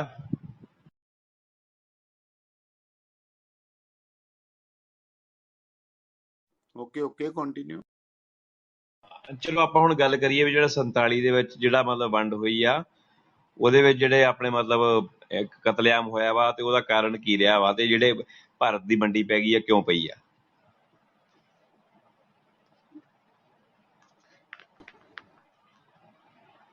मैं तो यह कहूंगा कि जगदीप जी की जानकारी बहुत आंसू है। इन्होंने काफी मतलब उस चीज का इंक ये वो कितों करेंसी छपदी काफी अच्छी जानकारी दी और मेरा ज्ञान च काफी बढ़ोतरी हुई है। एक मैम ने बहुत अच्छी जानकारी दे दी और एक जगदीप जी ने जगदीप जी बहुत पढ़े लिखे इंसान है, इंजीनियर है इस वेले। नहीं ओके है, बहुत अच्छी जानकारी जी। इंजीनियर है ते प्लस जिस विषय ते इन्होंने जानकारी दी है वो विषय एक हट के है इन्होंने प्रोफेशन तो। जगदीप जी है ना इंडिया ਦਾ ਸਭ ਤੋਂ ਵਰਲਡ ਦਾ ਸਭ ਤੋਂ ਉੱਚਾ ਪੁਲ ਬਣਾ ਰਹੇ ਆ ਉੱਥੇ ਜੰਮੂ ਕਸ਼ਮੀਰ ਦੇ ਵਿੱਚ ਚਨਾਬ ਨਦੀ ਦੇ ਉੱਪਰ। क्या बात है। ਹਾਂਜੀ ਦੇਖੋ ਜਿੱਦਾਂ ਤੁਸੀਂ ਕਹਿ ਰਹੇ थे ना कि हॉलोकॉस्ट ਦਾ रीजन है जो सर मैं देखा हूँ ना, जब मैंने पढ़ा है जहाँ अपनी तरफ से जो सोचा है दिमाग में आज तक की हिस्ट्री के हिसाब से पिछले जो इंसिडेंट थे, तो जो सेपरेशन की सीड है वो 47 में नहीं आई है, वो 1912-13 के आसपास आ चुकी थी। और जो ब्रिटिश रूल है हमारा, उन्होंने सेक्ट पहले ही चूज कर चुके थे वो। नहीं जगदीप जी मैं इसको एक और बार बताता हूँ, आप इसमें ऐड करूंगा। लाहौर में ना 1931 में all India Muslim convention forum, जब पूरा इंडिया था ना कनेक्टेड, पूरा बड़ा इंडिया था। हाँ जी 1931 में ना वो एक all India Muslim convention forum हुआ था। उन्होंने तब से ही सोच बना ली थी हमें एक इस्लामिक राज लेना है, चाहे कत्लेआम हो के ले, इस्लाम की एक थ्योरी रही है तलवार के दम पे लेना। बिल्कुल सर, वही मैं आपको बता रहा हूँ कि जो एक मतलब यूफोरिया था ना नेहरू और गांधी का कि नहीं जी हम मिला के चले गए, वो सारी की सारी थ्योरी की वजह से ही जो झेला है वो सबने झेला है। क्योंकि जो रजाकार मूवमेंट चलाने वाले थे और जो बरेलवी और देवबंदी सेक्ट थी, जो बेसिकली मेन एडवोकेट थे इस चीज के, ठीक है, चाहे वो मेवात सेक्शन हो, चाहे बरेलवी सेक्शन जो इधर अपना यूपी बिहार वाली साइड का है, चाहे देवबंदी वाले जो भी आधे बंगाल में बैठे हैं, ठीक है, ये बंदे थे जो पुशिंग कर रहे थे स्टार्टिंग से कि नहीं हमें चाहिए। क्योंकि जो कलकत्ता में हॉलोकॉस्ट किया था उन्होंने इससे पहले 47 से पहले ही, वो सारे धीरे धीरे करके ये फुटप्रिंट बना रहे थे, प्रेशराइज कर रहे थे कि हमें चाहिए। और इन द एंड जब इन्होंने देख लिया कि नेहरू को ऑप्शन में और जिन्ना को, तो फिर अपने लिए लेना ही लेना कुछ ना कुछ। तो जिन्ना भी पूरी तरह से जिद्दी था इस बात पे कि मेरे को चाहिए, अब अगर नेहरू को मिलेगा तो मेरे को चाहिए। तो वो दोनों चीजों की जिन्ना जैसा बंदा, अगर जिसको आप बोलोगे इस्लामी के तरीके में, तो वो कुफर है। वो हर वो चीज करता था इस्लाम के नाम पे। उनके लिए मतलब ये था कि जो है जमाती सेक्शन है मेवात का, ठीक है, मेवात जन्म स्थान है इसका जमात सेक्शन, जो जिसको जमाती आजकल बोलते हैं हम सब, उच्चे पजामे वाले, ठीक है, उनके हिसाब से जो भी गलत है इस्लाम का वो सारा जिन्ना करता था। शराब, सिगरेट, सुअर का मांस, वो सब खाता था, ठीक है जी। उसके बावजूद उन्होंने जिन्ना को क्यों प्रोपोगेट किया? क्योंकि उनको पता था कि हमें एक बार ये डिवाइड लेना है और यही बंदा है जो हमारा मोरा बनेगा, पपेट बनेगा। उसके बाद जो जिन्ना के साथ उन्होंने किया वो अलग चीज है। सेकंड, जो यहाँ सेक्ट रह गए हैं उनको ये पता था कि जो आधे वहां गए उनकी क्या हालत होगी, और जो यहाँ रह गया अब उनका ये माइंड है कि एक बार फिर से हमने अपना लेना है। ये मेरा पॉइंट था। आपका पॉइंट बिल्कुल सही है, इसमें कोई दो राय नहीं है।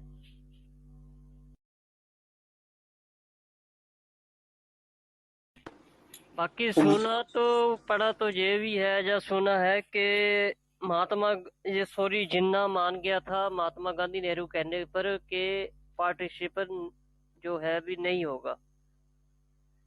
क्या ये बात सच है?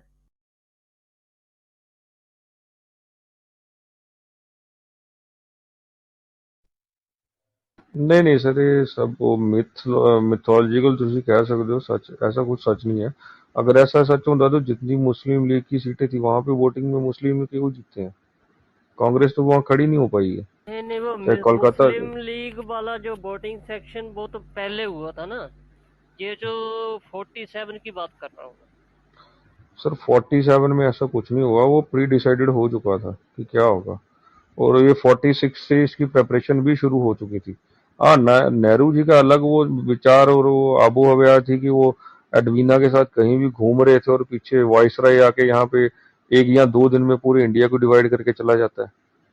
दैट इज अनदर थिंग, क्योंकि उनको सीरियस लेना ही नहीं था इस कंट्री को कभी भी।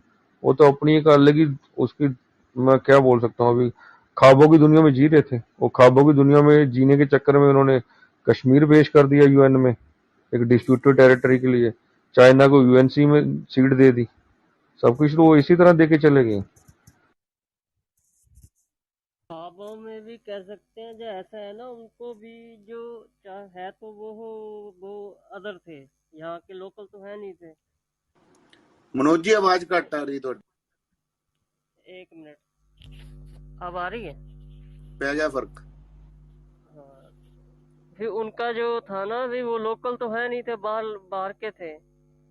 उन्होंने जब वो आए थे तो उनको था भी एक मुगल है एक हिंदू है यहाँ पे, थर्ड थे सिख था थोड़ा सा छोटा सा पार्ट। तो उन्होंने उस हिसाब से अपना जो डिवाइड, मतलब सोच भी ये अलग अलग है, इनको अलग अलग दे दो, ये है। नहीं मनोज, ऐसा मेरे हिसाब से तो नहीं है, क्योंकि अगर आप इस पे जाओगे तो फिर द्रविडियन है, तमिलियन है, मलयालम है, तेलुगु है, नॉर्थ ईस्ट सेक्शन है, आपका बंगाली सेक्शन जो जाते हैं ना वो सारे। सर देखिए, हिंदुइज्म में आते हैं, पॉलिटिकल डिफरेंस आइडियोलॉजिकली उस टाइम पे भी थे, फर्स्ट चीज। सेकेंडली, उस टाइम पे जो रूलिंग क्लास या अपर हैंड क्लास जो थी वो बंगाली थी, क्योंकि सबसे ज्यादा अगर इंटरकनेक्टेड कोई अंग्रेज हुकूमत में था वो बंगाली थे। नॉर्थ सेक्शन में कोई इतने ज्यादा रिप्रेजेंटेटिव थे ही नहीं, 2-4 थे, और बाकी सब तो रेबल थे हमारे, जिनको आज हमारे क्रांतिकारी हैं, जो भगत सिंह हो गए, चंद्रशेखर आजाद हो गए, ये सब तो जो अगली जनरेशन पढ़ के आई है वो तो आगे लड़ रही थी ना इनके साथ। बाकी जो ये थे इंटरेक्शन वाला था वो सारा कुछ तो कलकत्ता से चलता था उस टाइम तक। दिल्ली ब्रिटिश रूल टाइम तक तो दिल्ली की इतनी इंपॉर्टेंस नहीं थी जितनी कोलकाता की थी जी।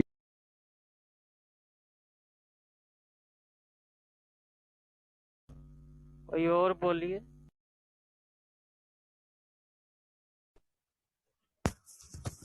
ਚਾਚਾ ਜੜਾਂ 'ਚ ਬਹਿ ਗਿਆ ਸਾਲਾ, ਉਹ ਲੈ ਕੇ ਬਹਿ ਗਿਆ ਸਾਰਿਆਂ ਨੂੰ। अनिल जी ਤੁਸੀਂ कुछ दसो। हाँ नहीं, मैं सुन रहा हूँ,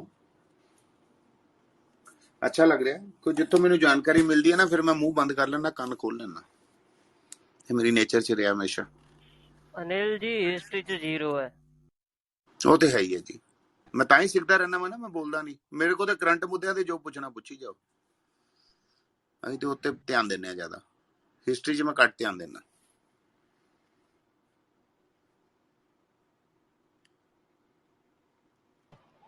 चलो फिर आज्ञा दियो फिर। ठीक है जी, फिर ठीक है जी, ओके भाजी सारे, गुड नाइट जी, आजादी दिवस ਦੀਆਂ ਬਹੁਤ ਵਧਾਈਆਂ ਸਾਰਿਆਂ ਨੂੰ। ਤੁਹਾਨੂੰ ਵੀ ਭਾਜੀ ਬਹੁਤ ਬਹੁਤ ਪਰਮਾਤਮਾ ਸਾਡੇ ਦੇਸ਼ ਨੂੰ ਅਖੰਡ ਭਾਰਤ ਬਣਾਵੇ ਦੁਬਾਰਾ ਫਿਰ। ਵਧਾਈਆਂ ਜੀ, ਵਧਾਈਆਂ। ਚਲੋ ਠੀਕ ਹੈ ਜੀ, ਰਾਮ ਰਾਮ ਸਾਰਿਆਂ ਨੂੰ।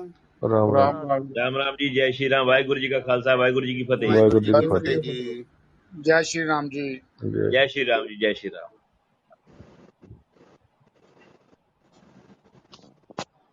ਹਾਂਜੀ ਨਿਤਿਨ ਜੀ, ਕੁਝ ਕਹਿਣਾ ਚਾਹੁੰਦੇ ਤੁਸੀਂ?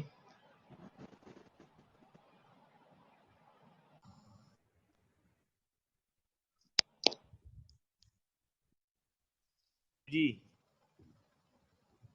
ਦਿਲਪ੍ਰੀਤ ਜੀ, ਸੁਰਿੰਦਰ ਜੀ, ਸਤਿ ਸ਼੍ਰੀ ਅਕਾਲ ਜੀ।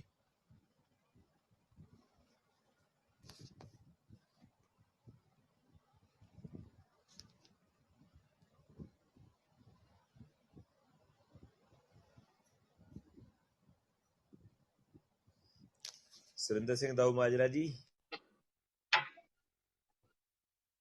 ਰਾਣੇ ਭਾਜੀ ਚਲੇ ਗਏ ਸਾਰੇ ਬੰਦੇ ਯਾਰ, ਸੌਣ ਲੱਗੇ ਆ ਇੰਡੀਆ ਵਾਲੇ। ਆਹੋ ਬਹੁਤ ਹੋ ਗਿਆ। ਮੈਂ ਤਾਂ ਇੱਕੋ ਪੁਆਇੰਟ ਰੱਖਣਾ ਸੀ ਬਾਅਦ ਤੋਂ। ਹੁਣ ਪਤਾ ਨਹੀਂ ਉਹ ਲੇਡੀ ਸੀ ਇੱਕ ਬੰਦਾ ਸੀ ਜਿਹੜੇ ਹਿੰਦੀ 'ਚ ਗੱਲ ਕਰ ਰਹੇ ਸੀਗੇ। ਯਾਨੀ ਮੇਰਾ ਪੁਆਇੰਟ ਸਿਰਫ ਇਹ ਆ, ਅਗਰ ਨੋਟਬੰਦੀ ਕਾਮਯਾਬ ਹੁੰਦੀ, ਅਗਰ ਮੈਂ 80% ਵੀ ਮੰਨ ਲੈਂਦਾ ਵੀ 80% ਨੋਟ ਹੀ ਆਏ ਨੇ ਬੈਂਕ ਤੱਕ ਚੱਲ ਕੇ, ਤੇ ਬਾਕੀ ਨਹੀਂ ਆਏ, ਆਪਾਂ ਉਹਨੂੰ ਬਲੈਕ ਮਨੀ ਮੰਨ ਲਈਏ। ਜਦੋਂ ਲਗਭਗ 100% ਪੈਸੇ ਆ ਗਏ ਤਾਂ ਨੋਟਬੰਦੀ ਉਸ ਪੁਆਇੰਟ ਆਫ ਵਿਊ ਨਾਲ ਫੇਲ ਹੋ ਗਈ। ਬਸ ਇਹ ਕੋਈ ਸਿੱਧਾ ਨੀ, ਜਿਹਾ ਸਿੰਪਲ ਪੁਆਇੰਟ ਹੈ। ਹੁਣ ਰਾਣਾ ਜੀ ਮੈਂ ਹਨਾ ਚਲੋ ਇਸ ਗੱਲ ਦੇ ਵਿੱਚ ਮੈਂ ਮੰਨਦਾ ਤੁਸੀਂ ਚਲੋ ਕਾਫੀ ਪੜ੍ਹੇ ਲਿਖੇ ਹੋ, ਇੰਟੈਲੀਜੈਂਟ ਹੋ, ਪਰ ਏਦਾਂ ਹੁਣ ਮੈਨੂੰ ਇਹਨਾਂ ਮੁੱਦਿਆਂ ਤੇ ਬੜੀ ਨੌਲੇਜ ਨਹੀਂਗੀ। ਉਹ ਮੈਡਮ ਨੂੰ ਜ਼ਿਆਦਾ ਨੌਲੇਜ ਹੈ ਕਿਉਂਕਿ ਮੈਡਮ ਬੈਂਕਰ ਆ, ਉਹ ਵਕੀਲ ਵੀ ਹੈ, ਬੈਂਕਰ ਵੀ ਆ। ਬੈਂਕਰ ਹੈਗੇ ਨੇ। ਹੁਣ ਜਿਹੜੀ ਲੈਂਗੁਏਜ ਤੁਹਾਨੂੰ ਮੈਂ ਸਮਝਾ ਰਿਹਾ ਉਹ ਤਾਂ ਬੜੇ ਸੋਫਿਸਟੀਕੇਟਡ ਤਰੀਕੇ ਨਾਲ ਸਮਝਾ ਰਹੇ ਸੀ ਨਾ। ਮੈਂ ਹੁਣ ਤੁਹਾਨੂੰ ਸਿੰਪਲ ਪੁਆਇੰਟ ਦੱਸ ਰਿਹਾ ਆ। ਨੋਟਬੰਦੀ ਕੀਤੀ, ਬਲੈਕ ਮਨੀ, ਉਮੀਦ ਸੀ ਕਿ ਵੀ ਬਲੈਕ ਮਨੀ ਜਿਹੜੀ ਹੈਗੀ ਆ ਉਹ ਖਤਮ ਹੋ ਜੂਗੀ। ਉਹ ਖਤਮ ਹੋ ਜਾਣੀ ਸੀ ਅਗਰ ਜੇ 100 ਨੋਟ ਛਾਪੇ ਨੇ ਆਰਬੀਆਈ ਨੇ, ਅਗਰ 80 ਉਹ ਵਾਪਸ ਆਏ ਹੁੰਦੇ ਤਾਂ ਬਾਕੀ ਆਪਾਂ ਮੰਨ ਸਕਦੇ ਸੀ ਵੀ ਇਹ ਬਲੈਕ ਮਨੀ ਆ, ਲੋਕਾਂ ਦੀ ਜ਼ਰੂਰਤ ਨਹੀਂ ਹੋਈ ਬਦਲਾਉਣ। ਹੁਣ ਬੈਂਕਰ ਨੇ ਜਾਂ ਕੀ ਨੇ, ਇਹਦਾ ਮਤਲਬ ਇਹ ਥੋੜਾ ਹੈਗਾ ਵੀ ਬੈਂਕਰ ਹੁਣ ਜਦੋਂ ਜਾਂ ਤਾਂ ਲੌਜਿਕ ਹੋਵੇ ਆਪਾਂ ਮੰਨ ਵੀ ਲਈਏ ਗੱਲ। ਔਰ ਫਿਰ ਰੇਡਾਂ ਪੈ ਰਹੀਆਂ ਨੇ, ਰੇਡ ਪੈਣ ਦੀ ਲੋੜ ਹੀ ਨਹੀਂ ਸੀ ਪੈਣੀ। ਰੇਡ ਪੈਣ ਦੇ ਡਰ ਤੋਂ ਤਾਂ ਉਹਨਾਂ ਨੇ ਆਪਣੇ ਮਨੀ ਚੇਂਜ ਨਹੀਂ ਕਰਵਾਈ ਹੈਗੀ ਜਿਹੜੀ ਬਲੈਕ ਸੀ, ਤੇ ਉਹ ਤਾਂ ਕੋਈ ਸੁੱਤੇ ਨਹੀਂ ਬਣਦਾ ਦੂਜੇ। ਹਾਂਜੀ, ਮੈਂ ਉੱਥੇ ਉਹਨਾਂ ਦੇ ਪਹਿਲੇ ਪੁਆਇੰਟ ਤੇ ਰੋਕਣ ਦੀ ਕੋਸ਼ਿਸ਼ ਕੀਤੀ ਸੀ ਵੀ ਆਹ ਵਾਲੇ ਮੈਂ ਤੁਹਾਡੇ ਲੌਜਿਕ ਨਾਲ ਸਹਿਮਤ ਨਹੀਂ ਹੈਗਾ ਵੀ ਰੇਡਸ ਪਈਆਂ ਇਹਦੇ ਕਰਕੇ ਵੀ ਇਹ ਫਲਾਣੇ ਕੋ ਬਣੀ ਮਿੱਟੀ, ਉਹ ਮਿੱਟੀ ਹੋ ਗਏ ਪੈਸੇ ਜਿਹੜੇ। ਹਾਂਜੀ, ਪਤਾ ਗੱਲ ਕੀ ਆ, ਹੁਣ ਜਿਸ ਸੰਦਰਭ ਵਿੱਚ ਤੁਸੀਂ ਗੱਲ ਕਰਦੇ ਆ, ਤੁਸੀਂ ਆਪਣੀ ਜਗ੍ਹਾ ਸਹੀ ਹੋਵੋਗੇ, ਪਰ ਉਹ ਜਿਹੜਾ ਸੰਦਰਭ ਸੀ ਤੁਹਾਡੇ ਆਪਸ ਦੇ ਵਿੱਚ ਨਾ, ਤੁਹਾਡੀ ਕੋਈ ਮਿਸਅੰਡਰਸਟੈਂਡਿੰਗ ਕਲੀਅਰ ਨਹੀਂ ਹੋ ਪਾਈ। ਨਹੀਂ, ਤੁਸੀਂ ਜਿਹੜਾ ਮੈਂ ਤੁਹਾਨੂੰ ਤਰਕ ਦੇ ਰਿਹਾ ਤੇ ਜਿਹੜਾ ਉਹਨਾਂ ਨੇ ਸਮਝਾਇਆ ਤੁਹਾਨੂੰ ਕਿਹਦਾ ਸਮਝ ਲੱਗਿਆ ਜ਼ਿਆਦਾ? ਮੈਂ ਸਿੰਪਲ ਗੱਲ ਕਰਦਾ। ਮੈਨੂੰ ਜਿਹੜਾ ਤੁਸੀਂ ਸਰ ਤਰਕ ਸਮਝਾਇਆ ਉਸੇ ਤਾਂ ਠੇਠ ਪੰਜਾਬੀ ਵਾਲਾ ਵੀ, ਪੰਜਾਬੀ ਜਿੱਦਾਂ ਕਹਿੰਦੇ ਵੀ ਜੇ ਇੰਨੇ ਪੈਸੇ ਫੜੇ ਗਏ ਤੇ ਵਿੱਚੋਂ ਇੰਨੇ ਕਿਉਂ ਨਹੀਂ ਕਿੱਥੇ ਗਏ, ਹਨਾ, ਉਹ ਤੁਹਾਡੀ ਉਸ ਹਿਸਾਬ ਦੀ ਗੱਲ ਆ। ਉਹ ਜਿਹੜਾ ਉਹ ਲੌਜਿਕ ਦੇ ਰਹੇ ਸੀਗੇ ਉਹ ਸੀਗਾ ਮਤਲਬ ਕਾਨੂੰਨੀ ਤਰੀਕੇ ਵਾਲਾ ਨਾ, ਉਹ ਸੋਫਿਸਟੀਕੇਟਡ ਸੀਗਾ। ਜਾਨੀ ਉਹਦੇ ਵਿੱਚੋਂ ਜਿਹੜਾ ਅਸਲ ਤਰਕ ਸੀਗਾ ਵੀ ਰੇਟਸ ਪੈ ਰਹੀਆਂ ਨੇ, ਉਹ ਕੋਈ ਸੈਂਸ ਨਹੀਂ ਬਾਈ ਜੀ, ਰੇਟ ਪੈਣੀ ਉਹ ਨਹੀਂ। ਰੇਟਸ ਐਵੇਂ ਥੋੜਾ ਮਾਰੀ ਜਾਣਗੇ, ਕੁਝ ਡਾਟਾ ਹੋਊਗਾ ਗਵਰਨਮੈਂਟ ਦੇ ਕੋਲ ਤਾਂ ਹੀ ਰੇਟਸ ਮਾਰਨਗੇ। ਬਾਈ ਜੀ ਡਾਟਾ ਇਕੱਠਾ ਕਰਨ ਲਈ ਡਾਟਾ ਮੈਂ ਕਹਿੰਦਾ ਤੁਸੀਂ ਦੇਖੋ ਸਿੰਪਲ ਗੱਲ, ਫੇਰ ਮੈਂ ਉਹੀ ਕਹਿੰਦਾ ਆਰਬੀਆਈ ਨੇ ਨੋਟ ਛਾਪੇ ਨੇ, ਠੀਕ ਹੈ ਜੀ। ਆਰਬੀਆਈ ਉਹਦੀ ਇਵੈਲੂਏਸ਼ਨ ਕਰ ਰਹੀ ਹੈ, ਜਿਹੜੇ ਵਾਪਸ ਨੋਟ ਆ ਰਹੇ ਨੇ ਅਸਲੀ ਨੇ ਨਕਲੀ ਨੇ। ਅਸਲੀ ਨੋਟ ਉਹਨਾਂ ਨੇ ਵਾਪਸ ਲੈ ਕੇ ਜਿਹੜੇ ਪੁਰਾਣੇ ਛਾਪੇ ਸੀਗੇ ਨਵੇਂ ਦੇਣੇ ਤੁਹਾਨੂੰ ਸ਼ੁਰੂ ਕਰਤੇ। ਅਲਟੀਮੇਟਲੀ 99.3% ਪੁਰਾਣੇ ਨੋਟ ਤੁਹਾਡੇ ਆਰਬੀਆਈ ਦੇ ਕੋਲ ਆ ਗਏ ਵਾਪਸ। ਹੁਣ ਮੈਂ ਇਹ ਕਹਿਣਾ ਜੇ ਵਾਪਸ 90% ਆ ਜਾਂਦੇ, ਆਪਾਂ 10% ਮੰਨਦੇ ਸੀਗੇ ਵੀ ਜਿਨ੍ਹਾਂ ਨੇ ਬਲੈਕ ਮਨੀ ਰੱਖੀ ਸੀ ਉਹ 10% ਡਿਸਟਰੋਏ ਹੋ ਗਈ ਆਟੋਮੈਟਿਕਲੀ ਵਿਦਆਊਟ ਰੇਟਸ। ਉਹਨਾਂ ਦੀ ਮੈਂ ਗੱਲ ਸਮਝ ਗਿਆ ਸੀਗਾ, ਸੋਫਿਸਟੀਕੇਟਡ ਬੋਲ ਕੇ। ਤੇ ਤੁਸੀਂ ਉਹ ਆਮ ਬੰਦੇ ਨਾਲ ਜਦੋਂ ਗੱਲ ਕਰਨੀ ਹੈ ਨਾ, ਤੁਸੀਂ ਹੁਣ ਮੈਂ ਇਹਦਾ ਜਵਾਬ ਦੇਣਾ ਤੁਹਾਨੂੰ।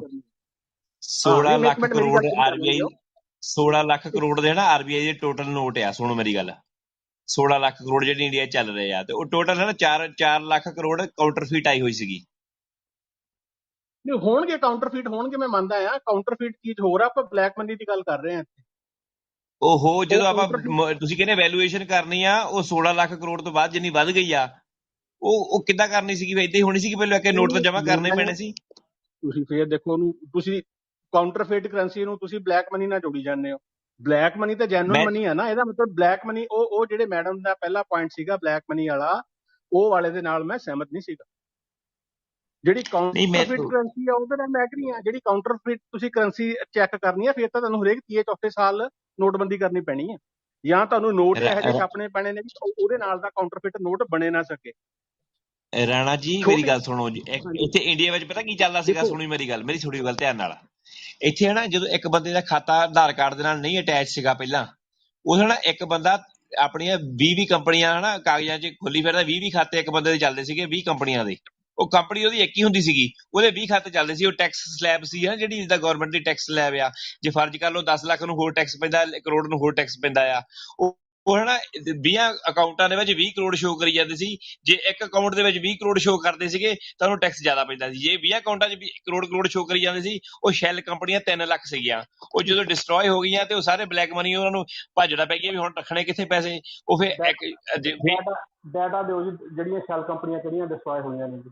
ਭਾਜੀ ਗੂਗਲ ਸਰਚ ਕਰੋ, ਤੁਸੀਂ ਗੂਗਲ ਤੇ ਬਾਕੀ ਚੀਜ਼ਾਂ ਸਰਚ ਕਰਕੇ ਇਹਨੂੰ ਵੀ ਕਰੋ। ਮਿੰਟ ਲੱਗਣਾ ਜੀ ਮੈਨੂੰ। ਜਿਹੜੀਆਂ ਸ਼ੈਲ ਕੰਪਨੀਆਂ ਦਾ ਤਾਂ ਪੈਸਾ ਆ ਰਿਹਾ ਇੰਡੀਆ ਤੋਂ, ਮੋਰੀਸ਼ੀਅਸ ਤੋਂ, ਅੱਜ ਦੀ ਡੇਟ ਦੇ ਵਿੱਚ।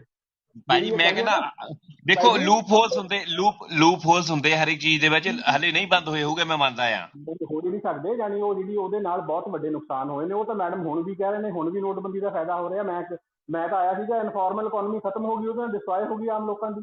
ਮੈਂ ਆਪਣੇ ਪ੍ਰੈਕਟੀਕਲ ਐਗਜ਼ਾਮਪਲ ਦੱਸਦਾ ਆ। ਮੈਂ ਜਦੋਂ ਫੋਨ ਕੀਤਾ, ਆਲੂ ਬੀਜੇ ਸੀ 5 ਕਿੱਲੇ। 5 ਕਿੱਲੇ ਸੀਗੇ ਆਪਣੇ ਆਲੂ ਸਿੱਧੇ ਵੇਚਣੇ ਸੀਗੇ, 5 ਕਿੱਲੇ ਬੀਜ ਵੇਚਣਾ ਸੀ, ਆਲੂਆਂ ਦਾ ਬੀਜ ਜਿਹਨੂੰ ਕਹਿੰਦੇ ਨੇ। ਉਹ ਕੰਟਰੈਕਟ ਸੀਗਾ ਬੰਗਾਲ ਦੀ ਕਿਸੇ ਫਰਮ ਨਾਲ, ਜਿਹੜਾ ਮੇਰਾ ਭਰਾ ਖੇਤੀ ਕਰਦਾ ਸੀ। ਉਹ ਕਹਿੰਦੇ ਭਰਾਵਾ ਸਾਡੇ ਨੋਟ ਹੀ ਨਹੀਂ ਹੈਗੇ। ਫਰਵਰੀ 2017 ਦੀ ਗੱਲ ਹੈ ਵੀ ਸਾਡੇ ਕੋਲ ਪੈਸੇ ਨਹੀਂ ਹੈਗੇ। ਜੇ ਤੂੰ ਉਹ ਦੇਣੇ ਨੇ ਦੇ ਦੇ, ਜਦੋਂ ਪੈਸੇ ਆਉਣਗੇ ਅਸੀਂ ਤੈਨੂੰ ਦੇ ਦਾਂਗੇ, ਅਦਰਵਾਈਜ਼ ਅਸੀਂ ਤੇਰਾ ਆਲੂ ਨਹੀਂ ਚੁੱਕ ਸਕਦੇ। ਨਹੀਂ ਇੱਥੇ ਹੋਈ ਹੈ, ਸਾਰੇ ਜ਼ਿਮੀਂਦਾਰਾਂ ਨਾਲ ਇੱਥੇ ਹੋਈ ਆ। ਨਹੀਂ ਜ਼ਿਮੀਂਦਾਰਾਂ ਨਾਲ ਨਹੀਂ, ਰੇਹੜੀ ਵਾਲੇ ਨਾਲ। ਤੁਸੀਂ ਕੋਈ ਤੁਹਾਡੇ ਕੋਲ ਪੈਸੇ ਹੀ ਖਤਮ ਹੋ ਗਏ ਬਾਈ, ਬਿਲਕੁਲ ਲੋਕਾਂ ਕੋਲ ਕੈਸ਼ ਮਨੀ। ਤਾਂ ਤੇਰੀ ਕਾਊਂਟਰਫੀਟ ਕਰੰਸੀ ਨੂੰ ਅਗਰ ਬੰਦ ਕਰਨਾ ਨਾ, ਦੇਖੋ ਤੁਸੀਂ ਦੋ ਚੀਜ਼ਾਂ ਨੂੰ ਫੇਰ ਗੱਲ ਕਰ ਰਹੇ ਹੋ। ਮੈਡਮ ਬੜੇ ਸੋਫਿਸਟੀਕੇਟਡ ਤਰੀਕੇ ਨਾਲ, ਮੈਂ ਸਮਝ ਗਿਆ ਸੀ ਇਹ ਵੀ ਸਟਾਈਲ ਹੁੰਦਾ ਗੱਲ ਕਰਨ ਦਾ। ਗੱਲ ਨੂੰ ਐਂ ਬਣਾ ਕੇ ਪੇਸ਼ ਕਰ ਦਿਓ, ਵਧਾ ਚੜਾ ਕੇ, ਵੀ ਸੁਣਨ ਵਾਲਾ ਵੈਸੇ ਹੀ ਮੰਨੀ ਜਾਵੇ, ਉਹਨੂੰ ਭਾਵੇਂ ਸਮਝ ਜਾਵੇ ਨਾ ਵੀ ਉਹ ਠੀਕ ਕਹਿ ਰਹੇ ਨੇ। ਉਹ ਭਾਈ ਤੁਸੀਂ ਗੱਲ ਕਰਦੇ ਪੜ੍ਹੇ ਲਿਖੇ ਤਰੀਕੇ ਨਾਲ, ਮੈਂ ਗੱਲ ਕਰਦਾ ਦਿਹਾਤੀ ਸਿੱਧੀ ਝਟਕਾ ਸੌਦਾ। ਮੈਂ ਵੀ ਪੜ੍ਹੇ ਲਿਖੇ ਤਰੀਕੇ ਨਾਲ, ਮੈਂ ਤੁਹਾਨੂੰ ਬਲੈਕ ਮਨੀ ਦੇ ਉੱਤੇ ਮੈਡਮ ਗੱਲ ਕਰ ਰਹੇ ਸੀਗੇ। ਕਾਊਂਟਰਫਿਟ ਕਰੰਸੀ ਤੇ ਤਾਂ ਪਹਿਲਾਂ ਗੱਲ ਹੋ ਚੁੱਕੀ। ਜਿਹੜੇ ਭਾਈ ਸਾਹਿਬ ਜਗਦੀਪ ਸਿੰਘ ਹੋਣੀ ਪਹਿਲਾਂ ਗੱਲ ਕਰ ਰਹੇ ਸੀ ਕਾਊਂਟਰਫਿਟ ਦੇ ਉੱਤੇ। ਉਹਦਾ ਮੈਂ ਜਵਾਬ ਦੇਤਾ ਵੀ ਜੇ ਕਾਊਂਟਰਫਿਟ ਕਰੰਸੀ ਤੁਸੀਂ ਬੰਦ ਕਰਨੀ ਆ, ਫਿਰ ਤੁਹਾਨੂੰ ਹਰੇਕ ਚੌਥੇ ਪੰਜਵੇਂ ਸਾਲ, ਅਗਰ ਨੋਟਬੰਦੀ ਹੀ ਤਰੀਕਾ ਆ ਕਾਊਂਟਰਫਿਟ ਕਰੰਸੀ ਦਾ, ਯਾਨੀ ਜਾਲੀ ਕਰੰਸੀ ਦਾ ਕਾਬੂ ਕਰਨ ਵਾਲਾ, ਤੁਹਾਡੇ ਕੋਲ ਤਰੀਕਾ ਇਹ ਹੋਣਾ ਚਾਹੀਦਾ। ਜਿਹੜੇ ਵੱਡੇ ਨੋਟ ਨੇ ਉਹਨਾਂ ਦੇ ਵਿੱਚ ਕੋਈ ਨਾ ਕੋਈ ਇਹੋ ਜਿਹੀ ਤਰੀਕੇ ਨਾਲ ਉਹ ਬਣਾਏ ਜਾਣ ਤਾਂ ਕਿ ਉਹਦਾ ਨਕਲੀ ਬਣੇ ਨਾ ਸਕੇ। ਛੋਟੇ ਨੋਟ 100 200 ਵਾਲੇ ਚਲਾ ਦਿਓ, ਵੱਧ ਕੋਈ ਗੱਲ ਨਹੀਂ। ਲੋਕਾਂ ਨੂੰ ਉਹ ਛੋਟੇ ਨੋਟਾਂ ਦੇ ਵਿੱਚ ਜਾਨੀ ਨਕਲੀ ਨੋਟ ਘੱਟ ਹੋਣਗੇ, ਵੱਡਿਆਂ ਦੇ ਜ਼ਿਆਦਾ ਹੋਣਗੇ। ਤੁਸੀਂ 10,000 ਦਾ ਨੋਟ ਬਣਾ ਦਿਓ, ਹੋਵੇ ਵੀ ਉਹ ਨੋਟ ਨੂੰ ਕਾਪੀ ਨਾ ਕਰ ਸਕੇ, ਕੋਈ ਵੀ ਨਕਲੀ ਨਾ ਬਣਾ ਸਕੇ। ਆਹ ਤਰੀਕਾ ਰਾਣੇ ਭਾਜੀ ਕੱਲੇ 1000 ਦੇ ਨੋਟ ਸੀਗੇ, 20 ਦੇ ਨੋਟ ਵੀ ਤੇ 50 ਦੇ ਨੋਟ ਵੀ, 100 ਦੇ ਨੋਟ ਵੀ, 10 ਦੇ ਨੋਟ ਵੀ ਨਕਲੀ ਸੀਗੇ। ਨਹੀਂ ਉਹ ਹੋਈ ਜਾਣ, ਕੋਈ ਗੱਲ ਨਹੀਂ, ਡਜ਼ਨਟ ਮੈਟਰ। 10 ਸਾਲ ਜੇ ਉਹਨੇ 1 ਕਰੋੜ ਦਾ ਨਕਲੀ ਬਣਾਉਣਾ ਤੇ ਕਿੰਨੇ ਬਣਾਊਗਾ। ਤੇ ਜਿਹੜਾ 2-2000 ਦਾ ਨੋਟ ਆ ਜਾਂ 1000 ਦਾ, ਦੇਖ ਲਓ 100 ਗੁਣਾ ਘਟ ਗਿਆ 10 ਰੁਪਏ ਦੇ ਨੋਟ ਨਾਲ ਉਹਨਾਂ ਦਾ ਵਜਨ। ਉਹਨਾਂ ਦਾ 2000 ਦੇ ਨੋਟ ਨੂੰ ਤਾਂ ਮੈਂ ਵੀ ਗਲਤ ਕਹਿਣਾ, ਇਹ ਨੋ ਡਾਊਟ ਆ। 500 ਦਾ ਨੋਟ ਉੱਪਰ ਚਾਹੀਦਾ ਹੀ ਨਹੀਂ। ਹਾਂ ਤੁਸੀਂ ਨੋਟ ਹੀ ਘਟਾ ਦਿਓ, ਬਸ ਨੋਟ ਘਟਾ ਦਿਓ, ਕੋਈ ਗੱਲ ਨਹੀਂ। ਹਾਂ 2000 ਦਾ ਨੋਟ ਤਾਂ ਚਾਹੀਦਾ ਹੀ ਨਹੀਂ ਬਿਲਕੁਲ ਵੀ। ਇਹ ਤਾਂ ਵਾਕਈ ਸਹੀ ਹੈ, ਇਹ 2 ਨੰਬਰ ਦਾ ਕੰਮ ਹੋ ਰਿਹਾ ਆ। ਗਿਣੀ ਜਾਣ ਤੋਂ 200 ਦਾ ਨੋਟ ਹੈਗਾ, ਗਿਣੀ ਜਾਣ ਤੋਂ 200 ਦਾ, ਵੱਧ ਤੋਂ ਵੱਧ 500 ਦਾ ਔਰ 1000 ਦਾ ਬਣਾ ਦਿਓ। ਪਰ ਉਹ ਤੁਸੀਂ ਨਕਲੀ ਕਰੰਸੀ ਰੋਕਣੀ ਆ। 1000 ਦਾ ਨੋਟ ਇਹੋ ਜਿਹਾ ਬਣੇ ਵੀ ਜਿਹੜਾ ਕਾਪੀ ਕਰਨਾ ਔਖਾ ਹੋ ਜਾਵੇ ਤੇ ਮਿੰਟ 'ਚ ਪਛਾਣਿਆ ਜਾਵੇ। ਇੱਧਰਲੇ ਪਾਸੇ ਤੁਸੀਂ ਕੰਮ ਕਰ ਸਕਦੇ ਹੋ। ਹਾਂ ਮੈਂ ਕਰਦੀ। ਚਲੋ ਬਾਕੀ ਗੁੱਡ ਨਾਈਟ ਜੀ ਸਾਰਿਆਂ ਨੂੰ। ਤੇ ਮੈਂ ਠੀਕ ਹੈ ਭਾਈ। ਦਵਿੰਦਰ ਭਾਈ ਤੁਸੀਂ ਬੋਲੋ ਕੁਝ। ਮੇਰਾ ਤਾਂ ਇੱਕ ਰਿਸ਼ਤੇਦਾਰ ਆ, ਉਹ ਤੁਹਾਡੇ ਨਾਲ ਸਭ ਨਾਲੋਂ ਵੱਡਾ ਉਹ RSS ਦਾ ਭਗਤ ਆ। ਹਾਲ ਅੱਜ ਉਹਨੇ ਆਉਣਾ ਮੇਰੇ ਵੱਲ, ਹਲੇ ਮੈਂ ਉਹਦੇ ਨਾਲ ਮੱਥਾ ਮਾਰਨਾ ਹੈ। ਉਹ ਕਿਹੜਾ ਆ? ਹੈਗਾ ਉਹਦਾ ਨਾਂ ਵੀ ਕੀ ਆ? ਮੇਰਾ ਗੋਤ ਆ ਸਵੈਚ, ਮੇਰੇ ਤਾਏ ਦਾ ਮੁੰਡਾ ਛੋਟਾ, ਉਹਦਾ ਨਾਂ ਹੈਗਾ ਰਜਿੰਦਰ ਸਿੰਘ ਸਵੈਚ। ਉਹ ਤਾਂ ਇਸੇ ਗੱਲ ਤੇ ਮਾਣ ਮਹਿਸੂਸ ਕਰਦਾ ਵੀ ਮੇਰਾ ਨਾਂ ਵੀ RSS ਪੈਂਦਾ ਹੈ, ਰਜਿੰਦਰ ਸਿੰਘ ਸਵੈਚ। ਕੋਈ ਨਹੀਂ, ਆਪਾਂ ਜੋੜਦੇ ਆਪਣੇ ਨਾਲ ਉਹਨੂੰ, ਕੋਈ ਗੱਲ ਨਹੀਂ। ਜੋੜੋ ਮੈਂ ਤੁਹਾਨੂੰ ਭੇਜ ਦੂੰ, ਉਹਦੀ ਫੇਸਬੁੱਕ ਤੇ ID ਭੇਜ ਦੂੰ, ਉਹ ਚੈੱਕ ਕਰ ਲਿਓ, ਫਿਰ ਨੰਬਰ ਲੈ ਲਿਓ ਉਹਦੇ ਕੋਲੋਂ। ਅਸੀਂ ਉਹਦੇ ਨਾਲ ਮੇਰਾ ਜੱਫਾ ਲੱਗਣਾ ਅੱਜ ਪੂਰਾ। ਕੋਈ ਨਹੀਂ, ਆਪਾਂ ਵੀ ਇੱਕ ਦੂਜੇ ਨਾਲ ਵਿਚਾਰ ਵਟਾਂਦਰਾ ਕਰਦੇ ਰਹਾਂਗੇ। ਦਵਿੰਦਰ ਭਾਜੀ ਦੱਸੋ ਕੁਛ। ਹਾਂਜੀ ਜਗਸੀਰ ਭਾਜੀ। ਹਾਂਜੀ ਮੈਂ ਸੁਣ ਰਿਹਾ ਸੀਗਾ, ਪਰ ਪਹਿਲਾਂ ਮੇਰੇ ਤੋਂ ਬਹੁਤਾ ਵਿੱਚ ਟਾਈਮ ਸੁਣ ਨਹੀਂ ਹੋਇਆ। ਮੈਂ ਥੋੜਾ ਟਾਈਮ ਤੋਂ ਦੁਬਾਰਾ ਜੁੜੇ ਸੀ, ਕਈ ਕੁਛ ਚਲੋ ਹੋ ਜਾਂਦਾ। ਤੇ ਚਲੋ ਇਹ ਤਾਂ ਗੱਲਾਂ ਚੱਲੀ ਜਾਣੀਆਂ ਨੇ। ਰਾਣੇ ਉਹਨਾਂ ਕੋਲ ਤਾਂ ਇੱਕੋ ਹੀ ਏਜੰਡਾ, ਇਹ ਵੀ ਮਾੜਾ, ਉਹ ਵੀ ਮਾੜਾ, ਉਹ ਵੀ ਮਾੜਾ, ਉਹ ਵੀ ਮਾੜਾ। ਚਲੋ ਕੋਈ ਨਹੀਂ, ਏਦਾਂ ਕੋਈ ਦੇਣ ਨਾ ਦਵਿੰਦਰ, ਏਦਾਂ ਦਾ ਬੰਦਾ ਵੀ ਇੱਕ ਚਾਹੀਦਾ ਹੁੰਦਾ ਯਾਰ, ਜਿਹੜਾ ਮਤਲਬ ਬੰਝ ਪਾਈ ਰੱਖੇ ਮਾੜੀ ਮੋਟੀ। ਆਹੋ ਇਹ ਤਾਂ ਜ਼ਰੂਰੀ ਹੈ, ਇਹ ਵੀ ਚੀਜ਼ ਚਾਹੀਦੀ ਹੈ। ਯਾਰ ਮੁੱਦਾ ਵੀ ਤਾਂ ਹੀ ਕੰਟਰੋਵਰਸ਼ੀਅਲ ਬਣਦਾ ਜੇ ਇਦਾਂ ਦਾ ਬੰਦਾ ਵਿੱਚ ਹੋਊਗਾ। ਆਪਾਂ ਤਾਂ ਹਰੇਕ ਨੂੰ ਐਡ ਕਰਦੇ ਵੀ ਜਿਹੜਾ ਮਰਜ਼ੀ ਆਵੇ ਆਪਣੇ, ਠੀਕ ਹੈ। ਮੇਰੇ ਵਰਗਾ ਘੱਟ ਬੋਲਣ ਵਾਲਾ ਨਾ, ਜੇ ਹੁਣ ਇਹੋ ਜਿਹੇ ਹੋਣਗੇ ਵਿੱਚ, ਫਿਰ ਤਾਂ ਗਰੁੱਪ ਹੀ ਨਹੀਂ ਚੱਲ ਸਕਦਾ। ਜੇ ਗੱਲ ਕਰਦੇ ਤਾਂ ਗੱਲ ਤੁਰਦੀ ਆ ਤੇ ਗੱਲ ਬਈ ਚਲੋ ਬਥੇਰਾ ਕੁਝ ਆਪਾਂ ਕਈ ਫੀਲਡਾਂ ਦੇ ਵਿੱਚ ਜ਼ਮੀਨ ਨੌਲੇਜ ਨਹੀਂ ਸੀ, ਇੱਥੇ ਆ ਕੇ ਬਹੁਤ ਕੁਝ ਸਿੱਖਣ ਨੂੰ ਮਿਲ ਰਿਹਾ। ਇਹ ਕੋਈ ਏਡੀ ਗੱਲ ਨਹੀਂ। ਚਲੋ ਉਹ ਤਾਂ ਹੁਣ ਸਵਾਲ ਹੈ। ਜਗਸੀਰ ਭਾਜੀ ਮੈਂ ਹਨਾ ਇਹ ਚਲੋ ਰਾਣਾ ਮੇਰੇ ਨਾਲ ਮਤਲਬ ਇਸ ਕਰਕੇ ਕਈ ਵੇਲੇ ਮੈਨੂੰ ਹਨਾ ਲੱਗਦਾ ਰਹਿੰਦਾ, ਮੈਂ ਇਹ ਡਿਬੇਟਾਂ ਦੇ ਵੀ ਕਈ ਵੇਲੇ ਜਾਣਾ ਮੈਨੂੰ ਚੁੱਪ ਕਰਾ ਦਿੰਦਾ ਹਨਾ, ਸਾਨੂੰ ਗੱਲ ਨਹੀਂ ਰੱਖਣ ਦਿੰਦਾ ਤੇ ਆਪਣੀ ਗੱਲ ਨਾ ਸਾਡੇ ਮੂੰਹ ਚ ਪਾਉਂਦਾ ਆ। ਅਸੀਂ ਨਹੀਂ ਏਦਾਂ ਕਰਦੇ, ਅਸੀਂ ਕਹਿੰਦੇ ਜਿਹੜਾ ਮਰਜ਼ੀ ਆਵੇ ਭਾਵੇਂ ਖਾਲਿਸਤਾਨੀ ਆ ਕੋਈ, ਸਾਰੇ ਸਾਡੇ ਭਰਾ ਹੀ ਆ ਯਾਰ, ਕੋਈ ਵਿਚਾਰਧਾਰਾ ਅਲੱਗ ਅਲੱਗ ਆ। ਹਾਂਜੀ ਹਾਂਜੀ, ਨਹੀਂ ਨਹੀਂ ਚਲੋ ਇੱਥੇ ਆਪਣੀ ਕੀ ਕਹਿੰਦੇ ਆ ਵੀ ਪਲੇਟਫਾਰਮ ਤਾਂ ਬਹੁਤ ਵਧੀਆ, ਬਸ ਜੇ ਇਹਨੂੰ ਸਹੀ ਢੰਗ ਨਾਲ ਲੋਕ ਵਰਤਦੇ ਰਹਿਣ ਤਾਂ। ਹਾਂ ਉਹ ਫਿਰ ਤਾਂ ਆਪਾਂ ਤਾਂ, ਮੈਨੂੰ ਤਾਂ ਕਈ ਜਾਣੇ ਗਾਲਾਂ ਵੀ ਕੱਢ, ਮੈਂ ਕਿਹਾ ਭਰਾਵਾ ਕੱਢ ਲਓ, ਜੇ ਤੁਹਾਡੇ ਗਾਲਾਂ ਕੱਢ ਕੇ ਸਰਦਾ ਫਿਰ ਹੋਰ ਕੀ ਆ। ਉਹਨੇ ਹੁਣ ਕੋਈ ਚਲਾਇਆ ਤਾਂ ਹੁਣ ਆਪੋ ਆਪਣੀ ਵਿਚਾਰਧਾਰਾ, ਕੋਈ ਕਿਸੇ ਪਾਸੇ ਜੁੜਿਆ ਕੋਈ ਕਿਸੇ ਪਾਸੇ, ਉਹਨੂੰ ਹੁਣ ਐ ਨਹੀਂ ਬਦਲ, ਨਾ ਇੰਨੀ ਛੇਤੀ ਕੋਈ ਬਦਲ ਸਕਦਾ, ਨਾ ਕੋਈ ਇੰਨੀ ਛੇਤੀ ਕੋਈ ਉਹ ਆਪਦੇ ਆਪ ਚੇਂਜ ਆਉਂਦੀ ਹੁੰਦੀ ਬੰਦੇ ਚ, ਜੇ ਕੋਈ ਆਵੇ ਤਾਂ। ਮੈਂ ਤੇ ਜੋਨੀ ਬੜੈਚ ਨਾ ਸੀ, ਅਸੀਂ ਮਿਲਦੇ ਗਿਲਦੇ ਰਹਿੰਦੇ, ਜੋਨੀ ਪਰਸੋਂ ਵੀ ਮੇਰੇ ਤੋਂ ਬੈਠਾ ਗਿਆ ਦਫ਼ਤਰ ਤੇ ਮੈਨੂੰ ਤੇ ਜੋਨੀ ਨੂੰ ਤੇ ਟੋਨੀ ਬੈਲ ਨੂੰ ਹਨਾ ਕਹਿਣ ਲੱਗ ਪਏ ਉੱਥੇ ਕਿਤੇ ਖਾਲਿਸਤਾਨੀ ਦੇ ਗਰੁੱਪ ਚ, ਕਹਿੰਦਾ ਵੀ ਟੋਨੀ ਬੈਲ ਦੀ ਕਤੀੜ ਆ ਗਈ, ਇੱਕ ਜੋਨੀ ਬੜੈਚ ਆ, ਇੱਕ ਪੰਜਾਬ ਵਾਲੀ ਆਈਡੀ ਵਾਲਾ ਆ, ਇਹ ਸਾਰੇ ਜਾਣੇ ਹਿੰਦੁਸਤਾਨ ਨੂੰ ਕਹਿੰਦਾ ਵੀ ਲੈ ਕੇ ਚੱਟਦੇ ਰਹਿੰਦੇ ਆ। ਉਹ ਮੈਂ ਕਿਹਾ ਯਾਰ ਤੁਸੀਂ ਮੁੱਦੇ ਦੀ ਗੱਲ ਕਰੋ, ਕਿਹਦੀ ਕਤੀੜ ਆ, ਕੌਣ ਆ, ਕਿੱਦਾਂ, ਇਹ ਤੇ ਚੱਲੀ ਜਾਣਾ ਰੌਲਾ।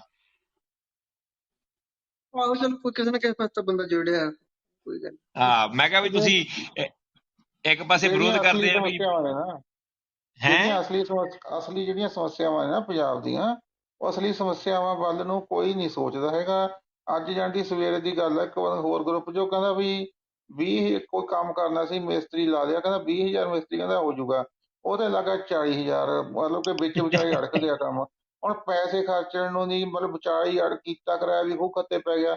ਉਹ ਜੇ ਆਪਾਂ ਕੰਧਾਂ ਕਰ ਲਈਆਂ, ਨਿਊਆਂ ਭਾਦੀਆਂ, ਸਾਰਾ ਕੁਛ ਕਰ ਲਿਆ ਤੇ ਬਾਹਰ ਟਾਕੀਆਂ ਲਾਈਆਂ ਜਾਂ ਛੱਤ ਨਾ ਪਈ, ਏਦਾਂ ਦੁਨੀਆ ਬਹੁਤ ਪਰੇਸ਼ਾਨ ਹੈ। ਇੱਕ ਕੱਲ ਫੋਟੋ ਆਈ ਹੈ ਨਾ ਇੱਕ ਔਰਤ ਦੀ, ਉਹਦੇ ਮੂੰਹ ਦੇ ਵਿੱਚ ਕੱਟ ਜਿਹਾ ਵੱਜਿਆ ਹੋਇਆ ਐਕਸੀਡੈਂਟ ਨਾਲ, ਉਹਨੂੰ 10 ਲੱਖ ਰੁਪਈਆ ਚਾਹੀਦਾ ਆਪਰੇਸ਼ਨ ਕਰਨ ਨੂੰ, ਉਹ ਵਿਚਾਰੇ ਪਰਿਵਾਰ ਬੜਾ ਤੰਗ ਆ। ਏਦਾਂ ਦੁਨੀਆ ਯਾਰ ਪਰੇਸ਼ਾਨ ਬਹੁਤ ਆ।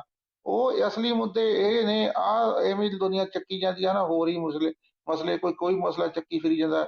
ਇਹ ਅਸਲੀ ਮਸਲੇ ਪੰਜਾਬ ਦੇ ਜਿਹੜੇ ਅਸਲੀ ਮਸਲੇ ਨੇ ਨਾ, ਵੀ ਲੋਕਾਂ ਦੀ, ਜਿਵੇਂ ਮੈਂ ਕਈ ਵਾਰੀ ਕਿਹਾ ਵੀ ਇਹ 25 ਲੱਖ ਦੀ ਅੱਜ ਜਿਹੜਾ ਹੁਣ ਚੋਣਾਂ ਹੋਣੀਆਂ ਨੇ, ਚੋਣਾਂ ਦੇ ਵਿੱਚ ਮੈਨੀਫੈਸਟੋ 'ਚ ਇਹ ਚਾਹੀਦਾ ਵੀ ਦੇਖੋ ਅਸੀਂ ਹਰ ਬੰਦੇ ਦੀ 25 ਲੱਖ ਦੀ ਮੈਡੀਕਲ ਇੰਸ਼ੋਰੈਂਸ ਕਰਾਂਗੇ, ਜਾਂ ਹੋਰ ਜਿਹੜੇ ਇਸ ਤਰ੍ਹਾਂ ਦੇ ਮਸਲੇ ਨੇ। ਗਲੀਆਂ ਨਾਲੀਆਂ ਹਜੇ ਤੱਕ ਪੱਕੀਆਂ ਨਹੀਂ ਹੋਈਆਂ ਹਿੰਦੁਸਤਾਨ ਦੇ ਵਿੱਚ, 75 ਸਾਲ ਹੋ ਗਏ, ਅਜੇ ਵੀ ਗਲੀਆਂ 'ਚੋਂ ਹੀ ਪਾਣੀ, ਮੀਂਹ ਮਾੜਾ ਜਿਹਾ ਪੈਂਦਾ ਖੜ ਜਾਂਦਾ ਸਾਰੇ ਪਾਸੇ, ਕਈ ਬਠਿੰਡੇ ਹੁੰਦੇ ਹੋਰ ਕਈ ਪਾਸੇ। ਮਤਲਬ ਏਦਾਂ ਜਿਹੜੇ ਅਸਲੀ ਆ ਸਮੱਸਿਆਵਾਂ ਨੇ, ਉਹਨਾਂ ਕੰਨੀ ਨੂੰ ਜਾਂਦੇ ਨਹੀਂ ਦੁਨੀਆ। ਇਹਨਾਂ ਦੇ ਹੱਲ ਵਾਸਤੇ ਸੋਚਣਾ ਚਾਹੀਦਾ। ਹੋਰ ਪੁੱਠੀਆਂ ਸਿੱਧੀਆਂ ਜਿਹੀਆਂ ਗੱਲਾਂ, ਖਾਲਿਸਤਾਨ ਦਾ ਕੋਈ ਮੁੱਦਾ ਨਹੀਂ, ਲੈਣ ਨਹੀਂ ਦੇਣ ਨਹੀਂ। ਮੈਂ ਕਹਿੰਦਾ 5% ਬੰਦੇ ਨਹੀਂ ਹੋਣੇ ਖਾਲਿਸਤਾਨ ਦੇ ਸਹਿਮਤ। ਜੇ ਸੋਸ਼ਲ ਮੀਡੀਆ ਦੇਖੀਏ ਤਾਂ ਐਂ ਲੱਗਦਾ ਵੀ ਖਾਲਿਸਤਾਨ ਹੀ ਸਭ ਤੋਂ ਵੱਡਾ ਮਸਲਾ। ਪੰਨੂ ਜੇ ਨੂੰ ਮੈਨੂੰ ਲੱਗਦਾ 1% ਲੋਕ ਨਹੀਂ ਚੰਗਾ ਮੰਨਦੇ ਹੋਣੇ, ਪਰ ਸੋਸ਼ਲ ਮੀਡੀਆ ਤੇ ਇਹੀ ਦੁਨੀਆ ਬਹੁਤ ਚੱਕੀ ਫਿਰੀ ਜਾਂਦੀ ਹੈ ਨਾ, ਜਿੰਨੇ ਆ ਹੈਗੇ ਨੇ ਕੋਈ ਕੁਛ ਕਰੀ ਜਾਂਦੇ ਨੇ। ਮਤਲਬ ਅਸਲੀ ਮੁੱਦਿਆਂ ਦੇ ਉੱਤੇ ਗੱਲ ਜੇ ਕਿਤੇ ਹੋਵੇ ਨਾ, ਤਾਂ ਫਾਇਦਾ ਹੋਊਗਾ ਫਿਊਚਰ ਦੇ ਵਿੱਚ।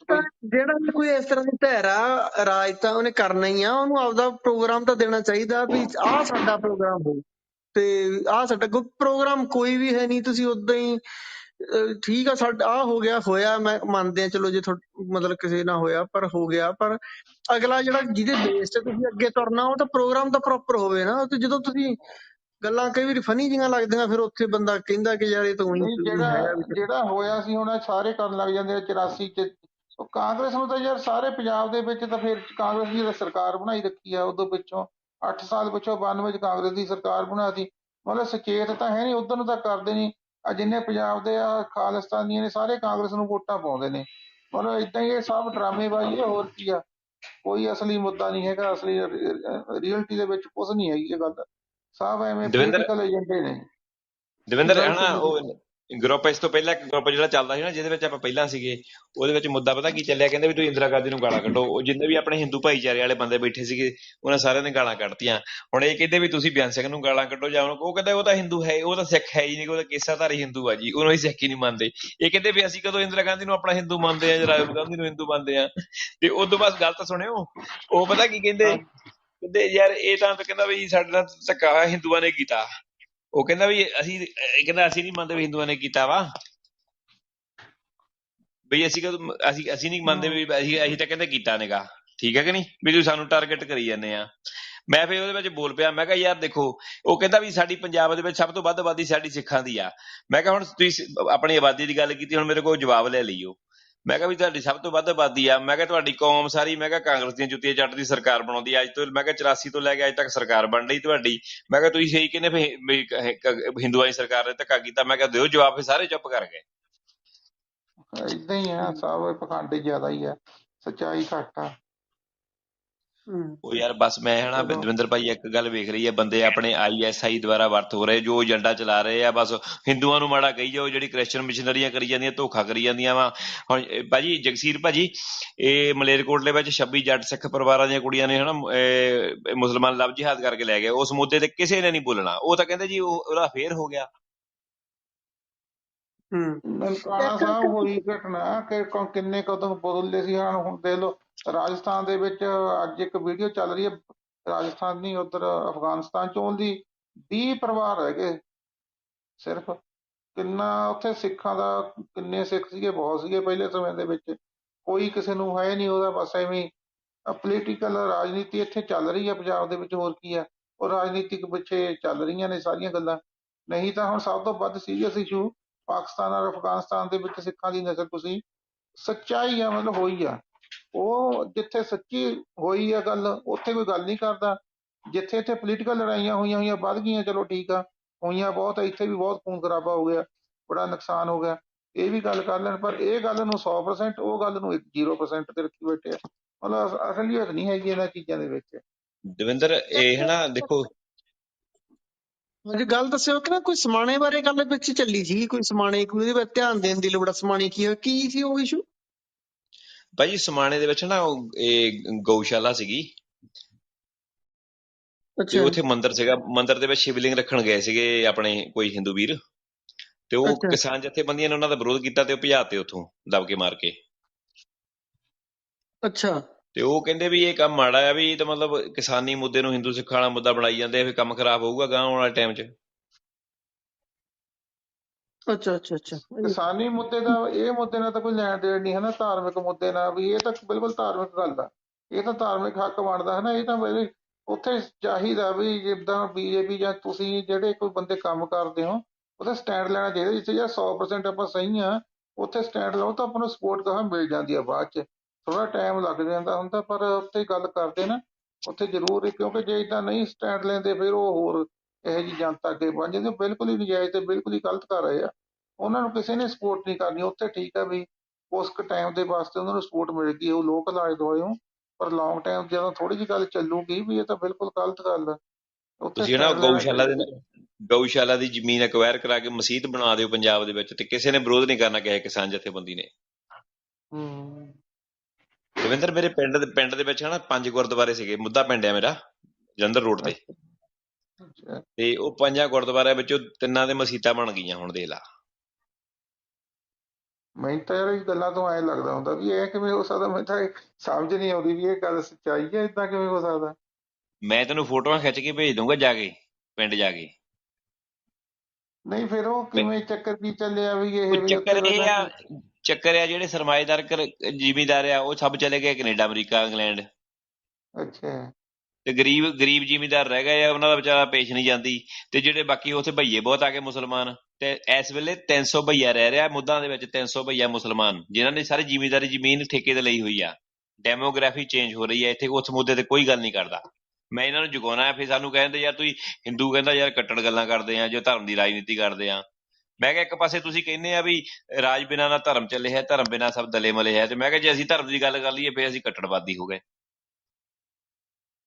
ਮਤਲਬ ਫਿਰ ਉਹਨਾਂ ਨੇ ਵੇਚਤੇ ਉਹ ਗੁਰਦੁਆਰੇ, ਕਮੇਟੀਆਂ ਨੇ ਫਿਰ ਉਹਨਾਂ ਨੂੰ ਵੇਚਤਾ। ਵੇਚੇ ਨਹੀਂ, ਉਹਦਾ ਬਾਲੀ ਵਾਰਸੀ ਹੈ ਨਹੀਂ ਕੋਈ ਗੁਰਦੁਆਰਿਆਂ ਦਾ। ਇਹ ਤਾਂ ਗੁਰਦੁਆਰਿਆਂ ਦੀ ਗੱਲ ਹੈ ਨਾ। ਸਿਚੁਏਸ਼ਨ ਤਾਂ ਇਹ ਬਹੁਤ ਪਿੰਡਾਂ 'ਚ ਬਣੀ ਖੜੀ ਹੈ। ਗੁਰਦੁਆਰੇ ਬਣ ਗਏ, ਉੱਥੇ ਜਿਹੜਾ ਨਿਤਨੇਮ ਹੋਣਾ ਜਾਂ ਹੋਣਾ, ਉਹਦੇ ਲਈ ਕਿਤੇ ਗ੍ਰੰਥੀਆਂ ਦਾ ਹੈ ਨਹੀਂ ਗੇ। ਤੇ ਉਹ ਕਈ ਆਮ ਹੀ ਇਹ ਹਾਲਤ ਹੈਗੀ ਹੈ ਵੀ ਬਾਲੀ ਵਾਰਸ ਨਾ ਹੋਣ ਵਾਲੀ ਸਿਚੁਏਸ਼ਨ ਬਹੁਤ ਥਾਵਾਂ ਤੇ ਹੈਗੀ ਹੈ। ਬਸ ਉਹ ਸਾਂਭੀ ਜਾਂਦੇ ਆ ਗਏ ਹੁਣ ਸਾਰਾ ਸਿਸਟਮ। ਦੇਖੀ ਤਾਂ ਸਹੀ ਹੈ ਬਣਾ ਕੇ।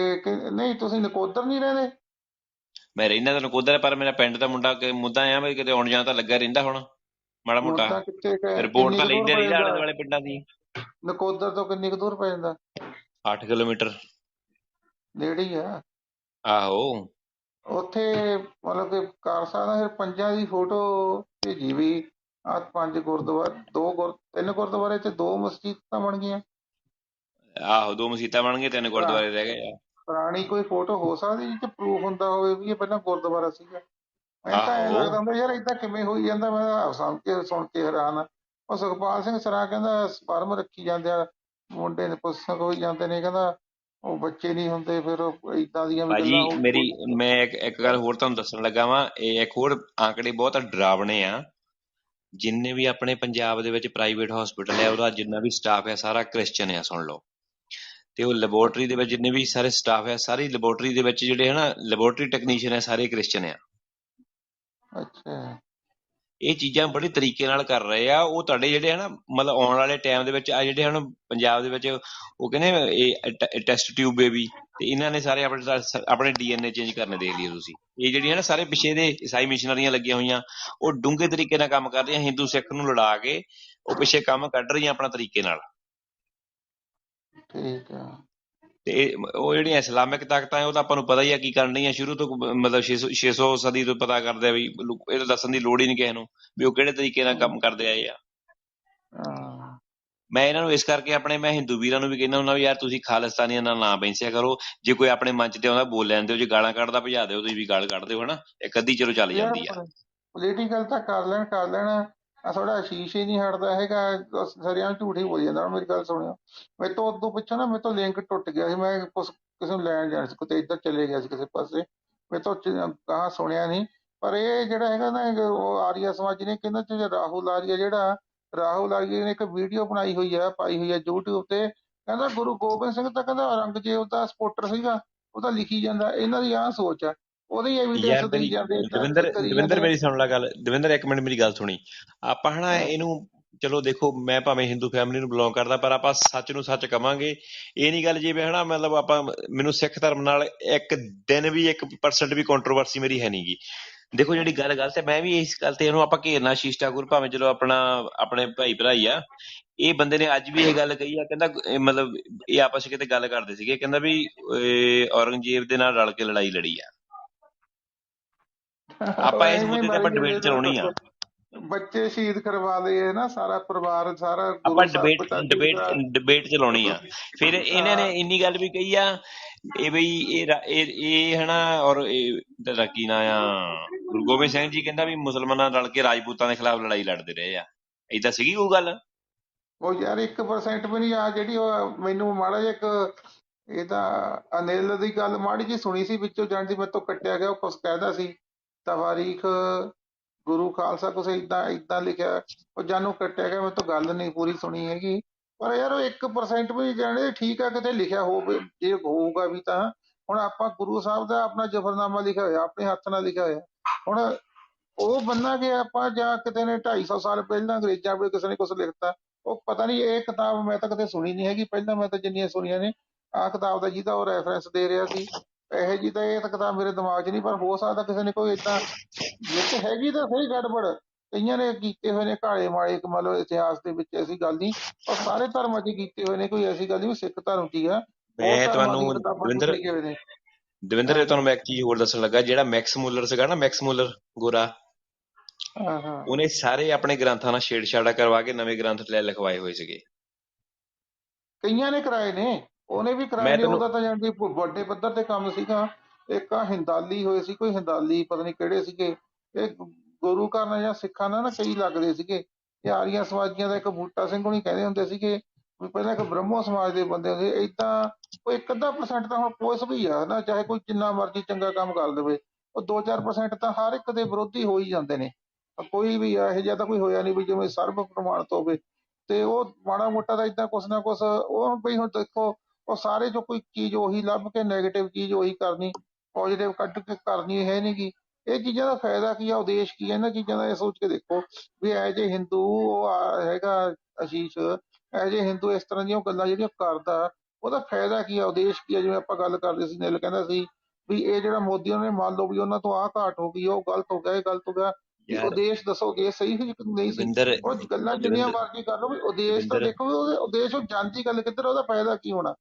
ਦਵਿੰਦਰ ਮੈਂ ਹਨਾ, ਮੇਰਾ ਤੇ ਤੇਰਾ ਤੇਰਾ ਤੇ ਮੇਰਾ ਦੋਨਾਂ ਦਾ ਇੱਕੋ ਜ਼ੋਰ ਹੁੰਦਾ ਵੀ ਆਪਾਂ ਆਪਸ 'ਚ ਇਹਨਾਂ ਨੂੰ ਜੋੜੀਏ। ਹਿੰਦੂਆਂ ਤੇ ਸਿੱਖਾਂ ਨੂੰ ਤੇ ਵੱਧ ਤੋਂ ਵੱਧ ਤੇ ਆਪਾਂ ਜਿਹੜਾ ਤਾਕਤਾਂ ਨਾਲ ਆਪਣੀ ਲੜਾਈ ਆ ਉੱਥੇ ਉੱਥੇ ਮੁੱਦੇ ਤੇ ਰਹੀਏ। ਪਰ ਇਹ ਸਾਡੇ ਜਿਹੜੇ 2-4 ਘੂਸੇ ਹਿੰਦੂ ਆ ਇਹ ਵੀ ਸੁਣਨ ਨੂੰ ਤਿਆਰ ਨੇਗੇ, ਤੇ ਜਿਹੜੇ ਆਪਣੇ ਇੱਧਰ ਖਾਲਿਸਤਾਨੀ ਵੀਰ ਆ ਇਹ ਵੀ ਬਸ ਕਹਿੰਦੇ ਵੀ ਭੈਣ ਚੋ ਹਿੰਦੂ ਵੀ ਮਾੜਾ ਆ ਬਸ। ਨਹੀਂ ਹੁਣ ਮੈਂ ਜਿਵੇਂ ਗੱਲ ਕਰਦਾ ਸੀ ਉੱਥੇ ਵੀ ਜਦੋਂ ਵੀ ਉਸ ਗੱਲ ਦੇ ਵਿੱਚ ਵੀ ਮੈਂ ਕਹਿੰਦਾ ਸੀਗਾ ਵੀ ਸ਼ਿਵਲਿੰਗ ਵਾਲੀ ਗੱਲ ਸੀ ਉੱਥੇ ਹੁਣ ਕਿਤੇ ਉਹ ਕੋਈ ਕਰਦਾ ਉਹੋ ਜਿਹੇ ਬੰਦੇ ਗੱਲ ਆ ਰਹੀ ਹੈ ਸਮਾਜੀ ਜਾਂ ਹੋਰ ਵੀ ਇਹ ਠੀਕ ਆ ਸਹਿਮਤੀ ਨਾ ਸਹੀ ਮੈਂ ਕਿਹੜਾ ਸਹਿਮਤ ਆ, ਮੈਂ ਕਿਹੜਾ ਮੰਨ ਲਓ ਕਿ ਪੂਜਣਾ ਕਦੇ ਕੁਛ, ਪਰ ਇੱਕ ਐ ਸਮਝਦੇ ਵੀ ਹਾਂ ਚੀਜ਼ ਸਹੀ ਆ ਉਹਨਾਂ ਦਾ ਹੱਕ ਆ। ਏਦਾਂ ਹੁਣ ਇਹ ਕਦੇ ਕਰਦੇ ਨੇ ਵੀ ਹੱਕ ਦੇ ਉੱਤੇ ਗੱਲ ਕਰਨ ਵੀ ਹਾਲਾਂਕਿ ਇਹਨਾਂ ਦੇ ਤਾਂ ਨੇੜੇ ਬਣਦੇ ਨੇ ਆਰੀਆ ਸਮਾਜੀਆਂ ਦੇ, ਕਦੇ ਵੀ ਨਹੀਂ ਗੱਲ ਕਰਦੇ ਹੈਗੇ। ਬਾਬਰੀ ਮਸਜਿਦ ਤੇ ਆਰੀਆ ਸਮਾਜੀਆਂ ਨੇ ਕੋਈ ਗੱਲ ਕੀਤੀ ਆ ਕਦੇ? ਉਲਟ ਭੁਗਤਣਗੇ ਇਹ ਬੰਦੇ। ਬਹੁਤ ਪਤਾ ਨਹੀਂ ਗਲਤ ਹੀ ਚੱਲ ਰਹੀ ਹੈ ਸਾਰੀ ਗੱਲ। ਹੁਣ ਬਾਬਰੀ ਮਸਜਿਦ ਦੇ ਮੁੱਦੇ ਤੇ ਮੇਰੇ ਵਰਗੇ ਕਾਫੀ ਬੰਦੇ ਅਸੀਂ ਚਲੋ ਪਹਿਲਾਂ ਤਾਂ ਮੈਂ ਵੀ ਵਿਰੋਧ 'ਚ ਰਿਹਾ, ਪਹਿਲਾਂ ਮੈਂ ਵੀ ਸੋਚਦਾ ਸੀ ਵੀ ਗਲਤ ਆ ਏਦਾਂ ਵੀ ਸ਼ਾਇਦ ਧੱਕਾ ਹੋ ਰਿਹਾ ਮੁਸਲਮਾਨਾਂ ਨਾਲ। ਬਾਅਦ 'ਚ ਜਦੋਂ ਜਾਣਕਾਰੀ ਆਈ ਚਲੋ ਅਸੀਂ ਵੀ ਬੋਲਦੇ ਕਿ ਜਸ ਟੁੱਟ ਹੋਰ ਕਾਫੀ ਬੰਦੇ ਏਦਾਂ ਬੋਲਦੇ ਰਹੇ। ਇਹਨਾਂ ਚੋਂ ਕਦੇ ਵੀ ਦਵਿੰਦਰ ਨਹੀਂ ਕੋਈ ਬੋਲਦੇ ਹਿੰਦੂ ਹੋ ਕੇ ਨਹੀਂ ਬੋਲਦੇ ਹੈਗੇ, ਹੁਣ ਵੀ ਦਵਿੰਦਰ ਉਲਟ ਬੋਲਣਗੇ। ਮੈਂ ਤੈਨੂੰ ਫੋਟੋ ਭੇਜ ਦੂੰਗਾ ਰਾਮ ਬਾਬਰੀ ਮਸਜਿਦ ਨੂੰ ਜਦੋਂ ਢਾਇਆ ਸੀਗਾ ਹਨਾ 1864 ਦੇ ਵਿੱਚ, ਤੇ 1864 ਦੇ ਵਿੱਚ ਜਿਹੜੀ 1861 ਦੇ ਵਿੱਚ ਪਹਿਲੀ ਹਨਾ ਮਸਜਿਦ ਪਹਿਲੀ FIR ਦਰਜ ਨਿਹੰਗ ਸਿੰਘਾਂ ਦੇ ਖਿਲਾਫ ਦਰਜ ਆ। ਜੇ ਕੋਈ ਸਿੱਖ ਵੀਰ ਆਪਣਾ ਕਹਿ ਦਿੰਦਾ ਹਨਾ ਬਈ ਇਹ ਬਈ ਧੱਕਾ ਕੀਤਾ ਆ, ਫਿਰ ਕੱਲ ਨੂੰ ਤੁਸੀਂ ਹਨਾ ਨਿਹੰਗ ਸਿੰਘਾਂ ਤੇ ਉਂਗਲ ਚੱਕ ਰਹੇ ਆ। ਹਾਂ ਹਾਂ ਉਹ ਮੈਂ ਦੇਖੀ ਆ, ਗੱਲ ਸਹੀ ਆ ਉਹ। ਇਹ ਹੁਣ ਸਾਡੇ ਬੰਦੇ ਮੰਨਣ ਨੂੰ ਤਿਆਰ ਨੇਗੇ। ਜੇ ਅੱਜ ਇਹਨਾਂ ਨੂੰ ਗੱਲਾਂ ਦੱਸੀਏ ਨਾ, ਹੁਣ ਇੱਕ ਪਿੱਛੇ ਨਾ ਗਰੁੱਪ ਨੇ ਗੱਲ ਕੀਤੀ, ਬੰਦੇ ਨੇ ਕਹਿੰਦਾ ਜਦੋਂ ਮਹਾਤਮਾ ਗਾਂਧੀ ਨੂੰ ਮਾਰਿਆ ਵੀ ਉਦੋਂ ਨਹੀਂ ਕਹਿੰਦਾ ਕਿਸੇ ਦਾ ਕਤਲੇਆਮ ਹੋਇਆ। ਮੈਂ ਦੱਸਦਾ, ਮੈਂ ਕਿਹਾ ਮਹਾਰਾਸ਼ਟਰ ਦੇ ਵਿੱਚ ਚਿੱਤ ਪਾਵਨ ਬ੍ਰਾਹਮਣ ਦੀ ਇੱਕ ਕੌਮ ਆ, ਬਾਹਮਣਾਂ ਦੇ ਵਿੱਚੋਂ ਚਿੱਤ ਪਾਵਨ ਹੁੰਦੇ ਆ, 12,000 ਵੱਢਤੇ ਅਗਲਿਆਂ ਨੇ। ਤੁਸੀਂ ਕਹੀ ਜਾਂਦੇ ਭੈਣ ਜੋ ਕੱਲਾ ਸਿੱਖਾਂ ਦਾ ਹੋਇਆ। ਇਹ ਤਾਂ ਯਾਰ ਇਸ ਮੁਲਕ ਦੇ ਵਿੱਚ ਮੁਸਲਮਾਨ ਤੇ ਈਸਾਈਆਂ ਨੇ ਰਲ ਕੇ ਸਾਰਾ ਕੁਝ ਕਰਾਇਆ। ਹੋਇਆ ਬ੍ਰਾਹਮਣਾਂ ਦੇ ਨਾਲ ਉੱਥੇ ਮਹਾਰਾਸ਼ਟਰ ਦੇ ਵਿੱਚ। ਮੈਨੂੰ ਤਾਂ ਪਤਾ ਆਮ ਲੋਕ ਨਹੀਂ ਇੰਨਾ ਪਤਾ ਬਹੁਤ। ਉਹ ਯਾਰ ਮੂਹਰੇ ਹੱਸ ਕੇ ਹਨਾ ਅਗਲੇ ਕਹਿੰਦੇ ਲੈ ਦੇਖੋ ਜੀ ਇਹਨਾਂ ਨਵੀਂ ਕਾਢ ਕੱਢਤੀ ਏਦਾਂ ਕਹਿਣ ਲੱਗ ਪੈਂਦੇ ਆ। ਨਵੀਂ ਕਾਢ ਉਹਨਾਂ ਵਾਸਤੇ ਆ, ਹੁਣ ਉਹਨਾਂ ਨੂੰ ਨਹੀਂ ਪਤਾ ਕਿ ਤੁਹਾਨੂੰ ਤਾਂ ਜਦੋਂ ਤੁਸੀਂ ਜਾਗੇ ਉਦੋਂ ਹੀ ਸਵੇਰ ਆ। ਉਹ ਗੱਲ ਆ ਇਹਨਾਂ ਲਈ ਤਾਂ। ਉਹ ਅਧੂਰਾ ਗਿਆਨ ਖਤਰਨਾਕ ਹੁੰਦਾ ਨਾ, ਸਾਲਾ ਮਰਵਾ ਦੂਗਾ ਇਹਨਾਂ ਨੂੰ। ਜੋ ਇਸਲਾਮਿਕ ਤਾਕਤਾਂ ਚਾਹੁੰਦੀਆਂ ਵਾ ਵਾਧੇ ਹੋਏ ਪਏ ਨੇ। ਮੈਨੂੰ ਆਦਾ ਭੇਜੀ ਯਾਰ ਫੋਟੋ, ਜਦੋਂ ਗਿਆ ਉੱਥੋਂ ਪਿੰਡੋਂ ਖਿੱਚੀ ਤਾਂ ਬਾਹਰੋਂ ਗੱਡੀ 'ਚ ਬਹਿ ਕੇ ਦੂਰੋਂ ਹੀ ਖਿੱਚ ਲਈ। ਉਹਨਾਂ ਕੋਈ ਸਿੰਘਾਂ ਤੋਂ ਪਤਾ ਨਾ ਲੱਗ। ਨਹੀਂ ਮੈਂ ਤੈਨੂੰ ਪਿੰਡ ਦੇ ਵਿੱਚ ਜਾ ਕੇ ਖਿੱਚ ਕੇ ਲਿਆ ਦੂੰਗਾ। ਉੱਥੇ ਤਾਂ ਆਪਣਾ ਹੱਲੇ ਵੀ ਜਾ ਸਕਦੇ, ਐਸੀ ਗੱਲ ਨਹੀਂ। ਹੈਲੋ ਉੱਥੇ ਜਾ ਕੇ ਤੈਨੂੰ ਲਿਆ ਦੂੰਗਾ, ਫੋਟੋ ਫਿਕਰ ਨਾ ਕਰ ਤੂੰ। ਮੈਂ ਅੰਦਰੋਂ ਵੀ ਜਾ ਖਿੱਚ ਕੇ ਲਿਆ ਦੂੰਗਾ। Hello hello